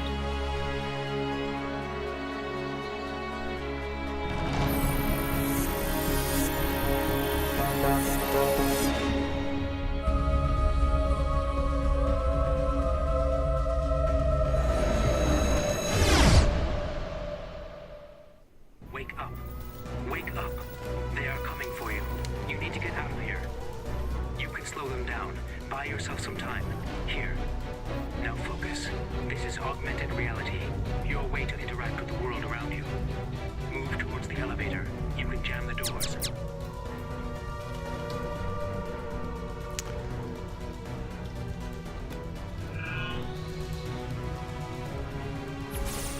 What the fuck? Okay, unit, use the stairs. You have a natural dispensation for this. Now quickly, out of the window. Go to Fixer's Hope. It's a hacktivist bar. You should be safe. Talk to Decker there. Tell him Raycast sent you. Now run.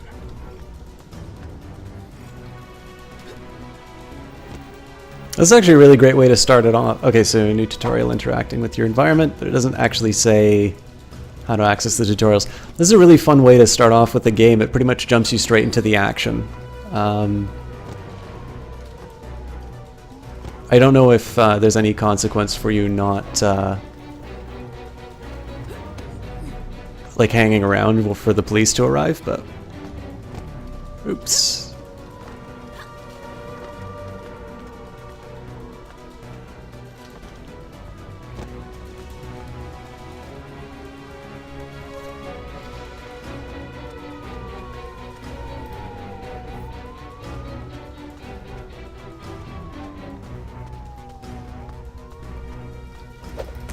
Oops. Ah.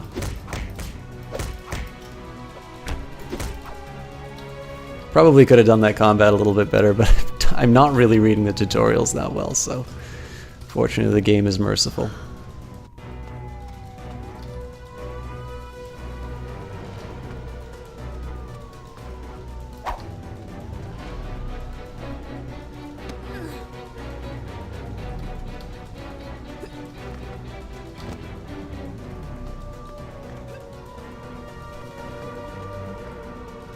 Press T to pray. Okay.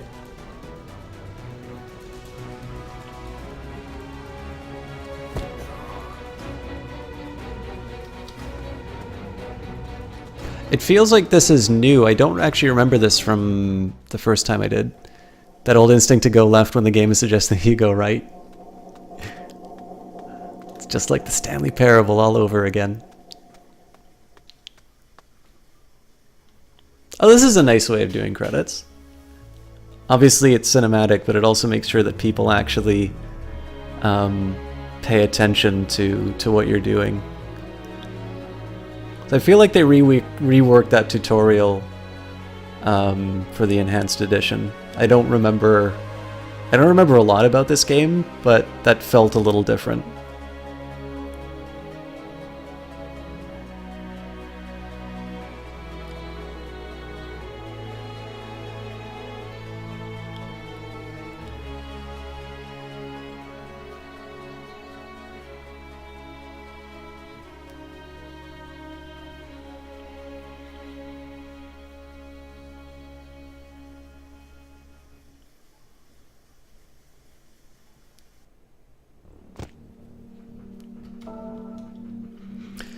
New level reached. Every time you level up, you are granted skill points, which can be spent freely in any of the available skill categories. Each additional skill level provides you with new and improved abilities. Simply select them to view their description. The cost of each skill level ranges between 1 and 3 skill points, depending on the degree of specialization.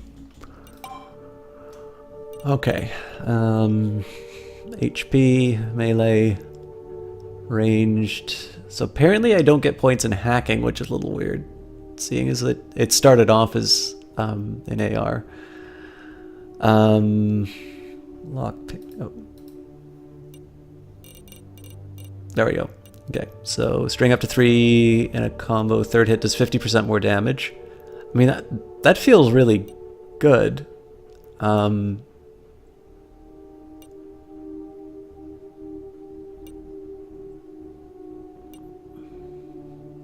actually going to try melee this time.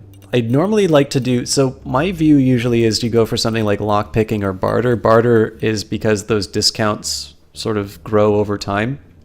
So your maximum value is if you take it early. Similar idea with charisma. If you're able to, get more dialogue options, it's a little bit earlier growth.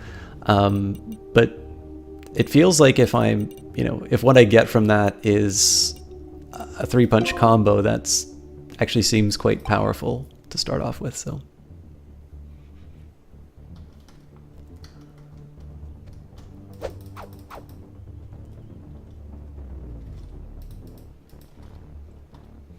Oh, I'm already at full health, that's why. Can I not use ladders like a normal person?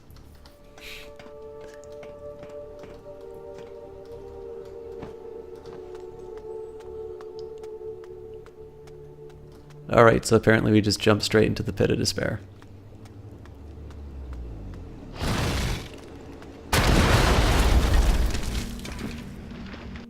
Okay, so it turns out we could walk on that pipe, but... Well, looky at you.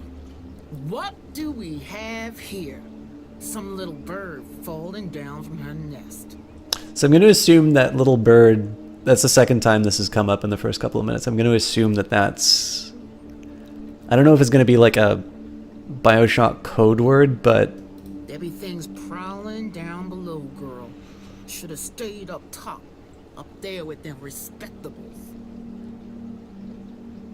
What are you doing here? None of your business what we be doing. You ain't asking questions here. This is Cedar's territory, my territory, and you be trespassing. Now, what you really here for, huh? You one of them clean up the street type of police? One of them dig the dirt news people sniffing around looking up for your big break? I don't think we can be taking no chances, brother. Now, let's see what's in your pockets, girl. You ain't got no invite. Maybe you got something for my hospitality. Or maybe you can stick around. You got a boyfriend? Someone who'll pay a pretty price to see your pretty face again? I've had it listening to you. Back the hell off, alright? Oh, I haven't even done preparing your death warrant, and here you are all ready for the signing. Boys, can you please show this girl some notarizing?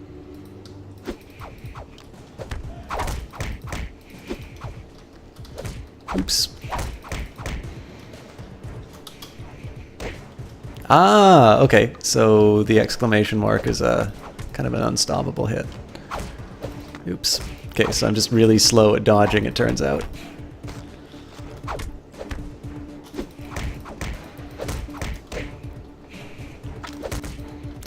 I am bad at this game.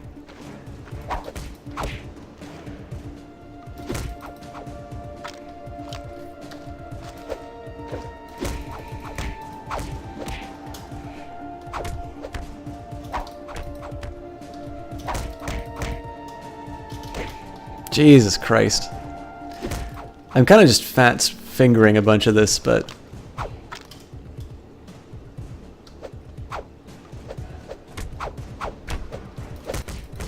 Oof.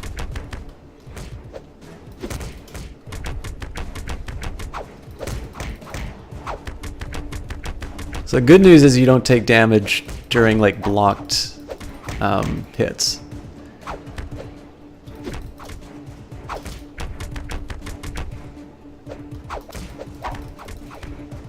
Problem is she hits like a truck when she lands that other one. Alright, so maybe I probably shouldn't be going for melee attacks just because I'm so bad at them, and I have a feeling that's going to be a really good way that I die in this game, but I've made my choice.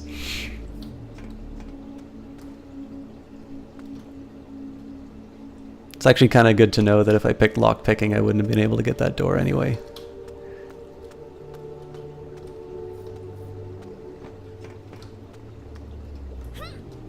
So it says exit, but can't use it, so...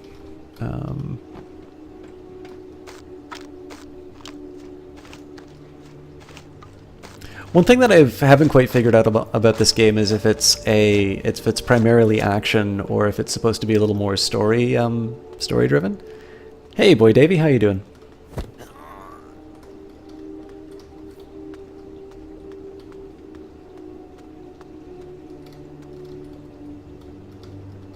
Oh, interesting. The tutorial might have pointed this out, but okay, I have a feeling I'm not going to be able to... Oh, hang on.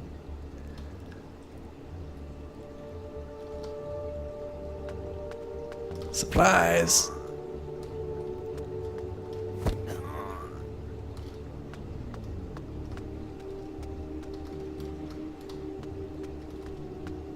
So a couple of things that actually interest me about this is lots of different options in terms of places to go.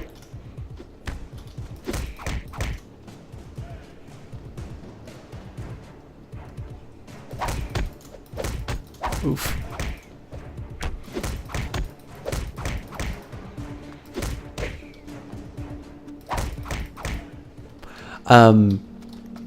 So like for me, I'm actually very used to, and I actually feel a little more comfortable with very linear games, which are sort of like, just tell me where to go and I'll try and solve the problems. Did Callie quit Twitch? You haven't seen her stream in a while. I don't really know that much about streamers outside of... Alright, well, that's not a way for me to survive. Oof. I don't think I have any good options here. I'd much prefer to be hit with the butt of a gun than any others. So yeah, I don't really know that much about a lot of streamers outside of their streaming hours. So far as I can tell, Kaylee is still active online. She actually posted a photo of herself with her family, but I do know that sort of work and boyfriend and things like that have been taking quite a bit of her time. So my suspicion here is that she hasn't quit Twitch, but she has definitely got a lot of other things going on in her life right now, which is why she hasn't been casting very much. But I'm sure if you were to reach out to her on Twitter or on Twitch, she might do a better job of answering that than I do. I don't know if she has her messages enabled for viewers, but I think Twitter, you might have a chance. Sorry I couldn't give you a little bit more of a precise answer on that. Alright. I don't think there'll be any bodies for me to loot. Oh, fair enough. But I already looted them. So we have to go to the swords.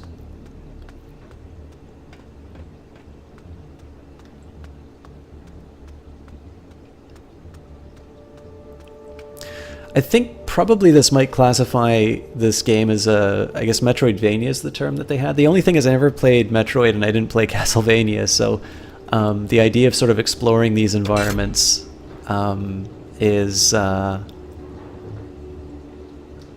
interesting. Okay. Okay.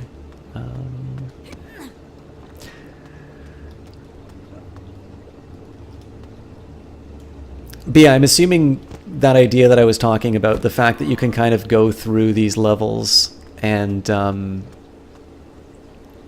you know, you have a few different options in terms of what areas you go through, and it's not necessarily obvious that you're going to be able to use all of them. Seems kind of consistent with that genre. I have not played the new Outlast yet, Boy Davy, except for the demo. But it looked really good, and I do actually intend on casting it in the future. It's just a little. I don't want to say like it's popular, so that makes it bad, but a little bit like LittleNightmares, which we just got out of. It's always a little bit of a difficulty streaming that game, just because I know. You know, if everybody's streaming it, it's a little hard to see how I'm adding value. I'm definitely interested in. I see you. I see you. That's great. Look, I'm just passing through. Need to get out of here. Out of here, to there. Good. You die. I stay. No, stupid. You go. I stay. Good. Do you know how I can reach Fixer's Hope from here? Fixer's Hope? Heard of that place. Yeah. Full of big shot hackers gonna change the world. Did I tell it right? Did I? Let 'em die. Let 'em try, I said. Let 'em try, I'll be here. Me and me cans. Ace and Jerry'll be right here. And if dying's your thing, I mean going... Stupid. Okay. I can show you a way out of here. There's a tunnel ahead of you. We'll take you straight out of the sewers. Problem is, I know, I'm getting to it. The gate is locked. Locked it is. Yes, Lady Lou. Or, the ladder over there will send you down to those there sewers. Take longer, it will. And it's dangerous. I know what I'm doing. Just listen, will you? Just listen. Used to be some chemical factory down there. Now it's all gas leaks and piss. Stain more than just your shoes, it will. Is there no way I can unlock the gate? Doubt the lock is hard to pick. Right, mistake. But you don't strike me as the burglar type. I have the key. The key, yes. Why didn't you just say so? Could I have it, please? You could. But you know what they say. Why scratch their scrotum when they don't like the smell of yours? Like that, don't you, huh? You always like that. There's a gang. Calls themselves the Cedars. Thieves and skullcrackers, the lot of them. Started using my tunnels for their smuggling they did. Lorraine's in on it. Don't know what, why, or wherefore, but it'll attract sniffer-rounders for sure. Not what we want, is it? No.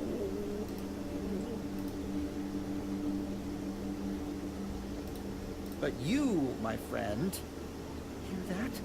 I called a friend. You could stop them. Stop them bringing through their busyness. There's a bridge. Blow it up. What do you say? Blow up the bridge, and I'll give you the key. But it took care of Lorraine. Isn't that problem solved? Lizard's tail it will. She'll be replaced. Probably already is. Lizard's tail. Gangs like that? No way. There's only one way to stop them coming through. Block their path. I suppose I can give it a shot. Beats crawling through toxic gas. Wise of you. Very wise. More than a piece of lickety lips, isn't she? Is indeed. They've got a stash of C4.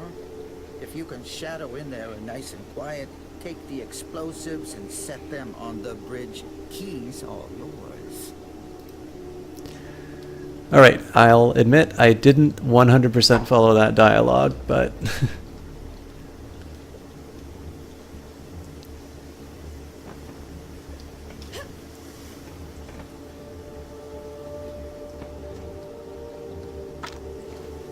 I feel like this is where the gas is.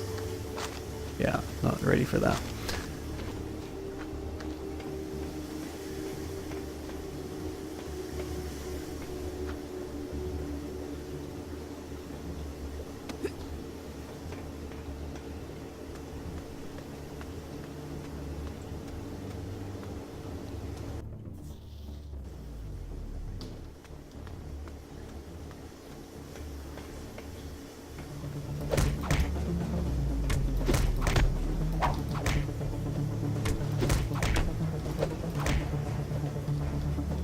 Oof. So I basically have to dodge that 100% or well, I take it on the chin. Alright, so it's... Ah, okay, you just click on.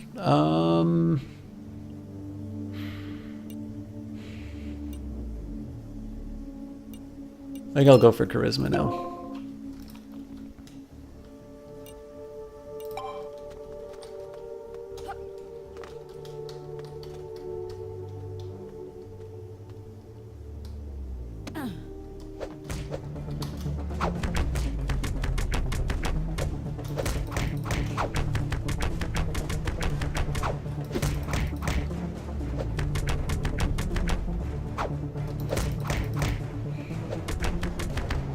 Ah, alright, that's gonna be a problem. I don't think I'll survive this.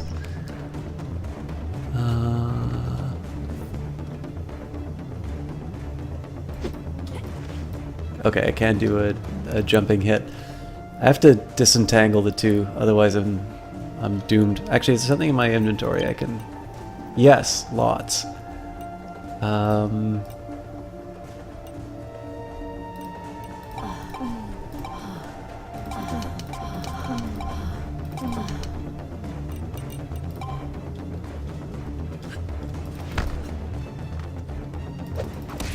Oof.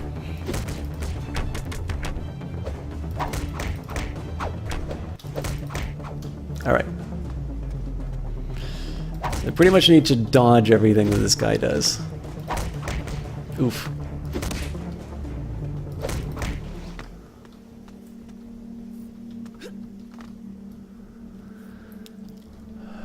I'm kind of curious if there was a way that I could have stealthed that, but I'm thinking no.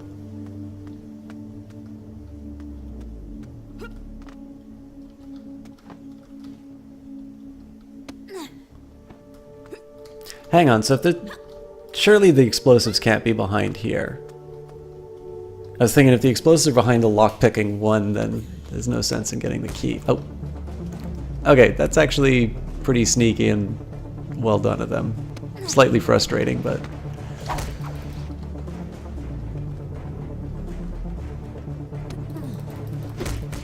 Oof. I think I have to dodge no matter what. The guy is pretty good at winding up and delivering the hit, so... Ah, now it's a fair fight.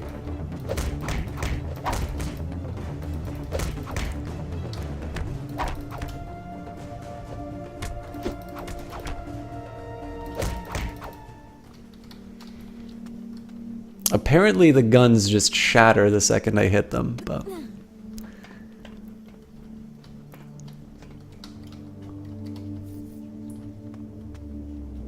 Huh.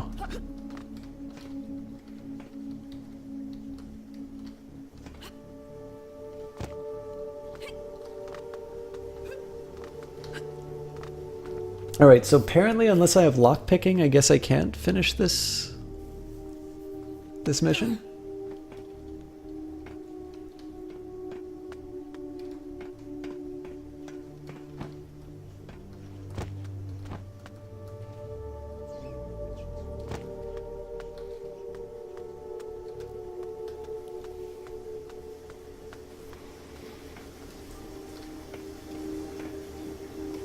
Oh, okay. So apparently I picked it up somewhere.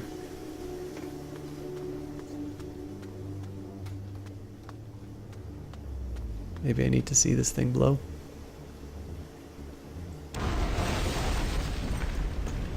Feel very accomplished.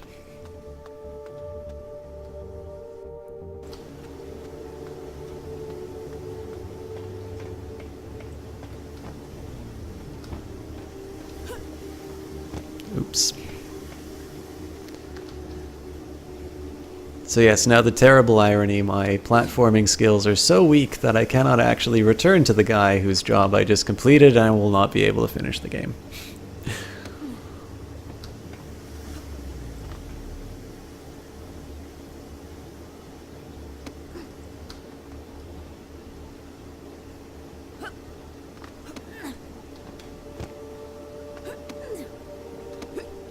Oops. You did it! Thought the walls were coming down. To my bones, I heard it. Didn't go easy on the C4, did you, huh? Guess you earned this key then. You're thankful, aren't you? Yes. Thank you indeed, Lady Lou. Farewell to you, and good luck.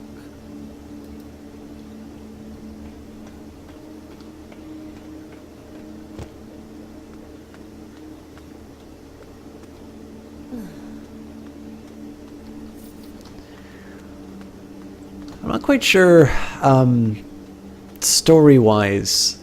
It starts off really interesting, but that first mission didn't quite do as much for me.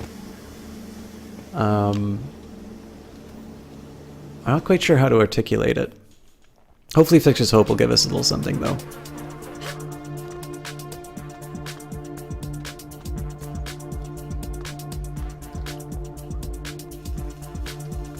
Alright, I'm thinking we've got nothing that we can do there.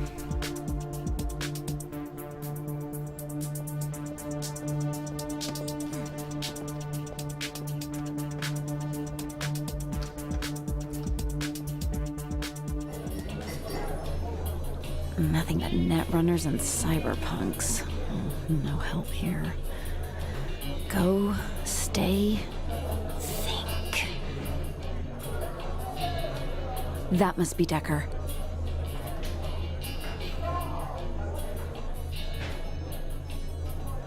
You're Decker, right? You're late, I know.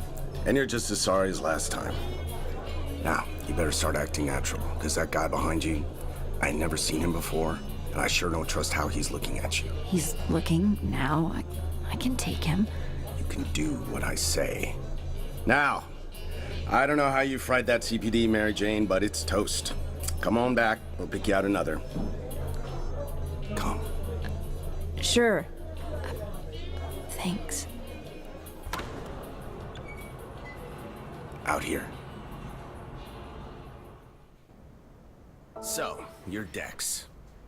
I have no idea why Raycast wants you safe, but now you're my bag. And trust me, if anyone else had sent you here, you'd have hit a locked door, and in no way, kid, I'm not interested. So don't go telling your classmates you found out where Grandpa Helpall lives. You lucked out on your guardian angel. Raycast called me. I'm your help, and right now, that means I'm your out.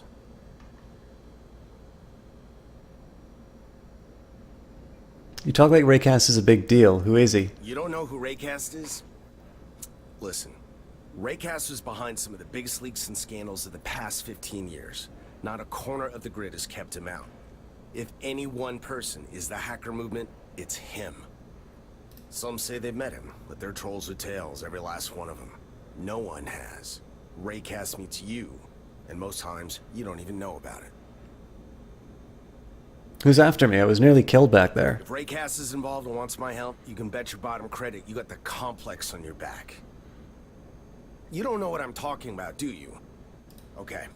The complex is an off-the-books organization, the clique of all cliques. Pick a megacorp, Samio, Armagear, Trust DNG. All have a tie to the complex. Boards of directors, subsidiaries, shareholders, you name it. You won't find a politician so much as cross the street without the complex giving a walk sign. But who are they? No one knows. And that's where the hackers come in, digging for faces, looking to expose. but the complex is protected with a capital Pro. Pissed off the wrong guys, kid. Why would you agree to help me? Do you owe this Raycast? I don't owe him. I don't even know him. At least not personally. No one does. Every underground ticket from here to Escrow Jack knows what he can do. When a Raycast reaches out to you, there's something big going on. You can bet on it. And let's just say I have my own reasons too. There's gotta be some mistake. I'm nobody. Why are they after me? Crooked, ruthless, yeah. Mistakes, not their game. If you're targeted, you ain't nobody. Wait. Hear that? What? Nothing. That's my point. Bar's dead silent. You gotta run. Go through that back door. Head towards Taijo, China District. Find Tony. He's a friend. He's got a hideout. You should be safe there. Okay, thanks, but what about you? Don't worry about me. I'll hold them off. Find Tony. The building with the Chinese fortune cat. Now go.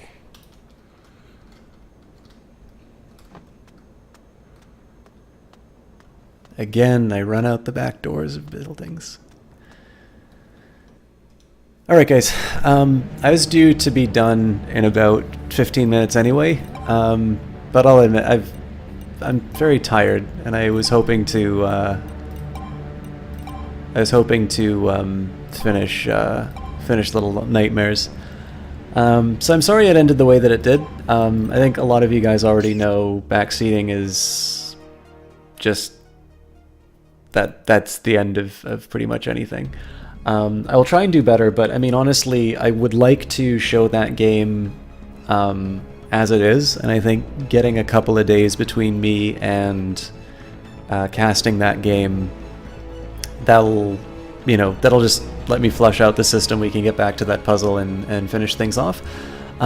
Before I go off for tonight, let's find somebody to host so I can at least pass you guys off to somebody who will be a little more entertaining to watch.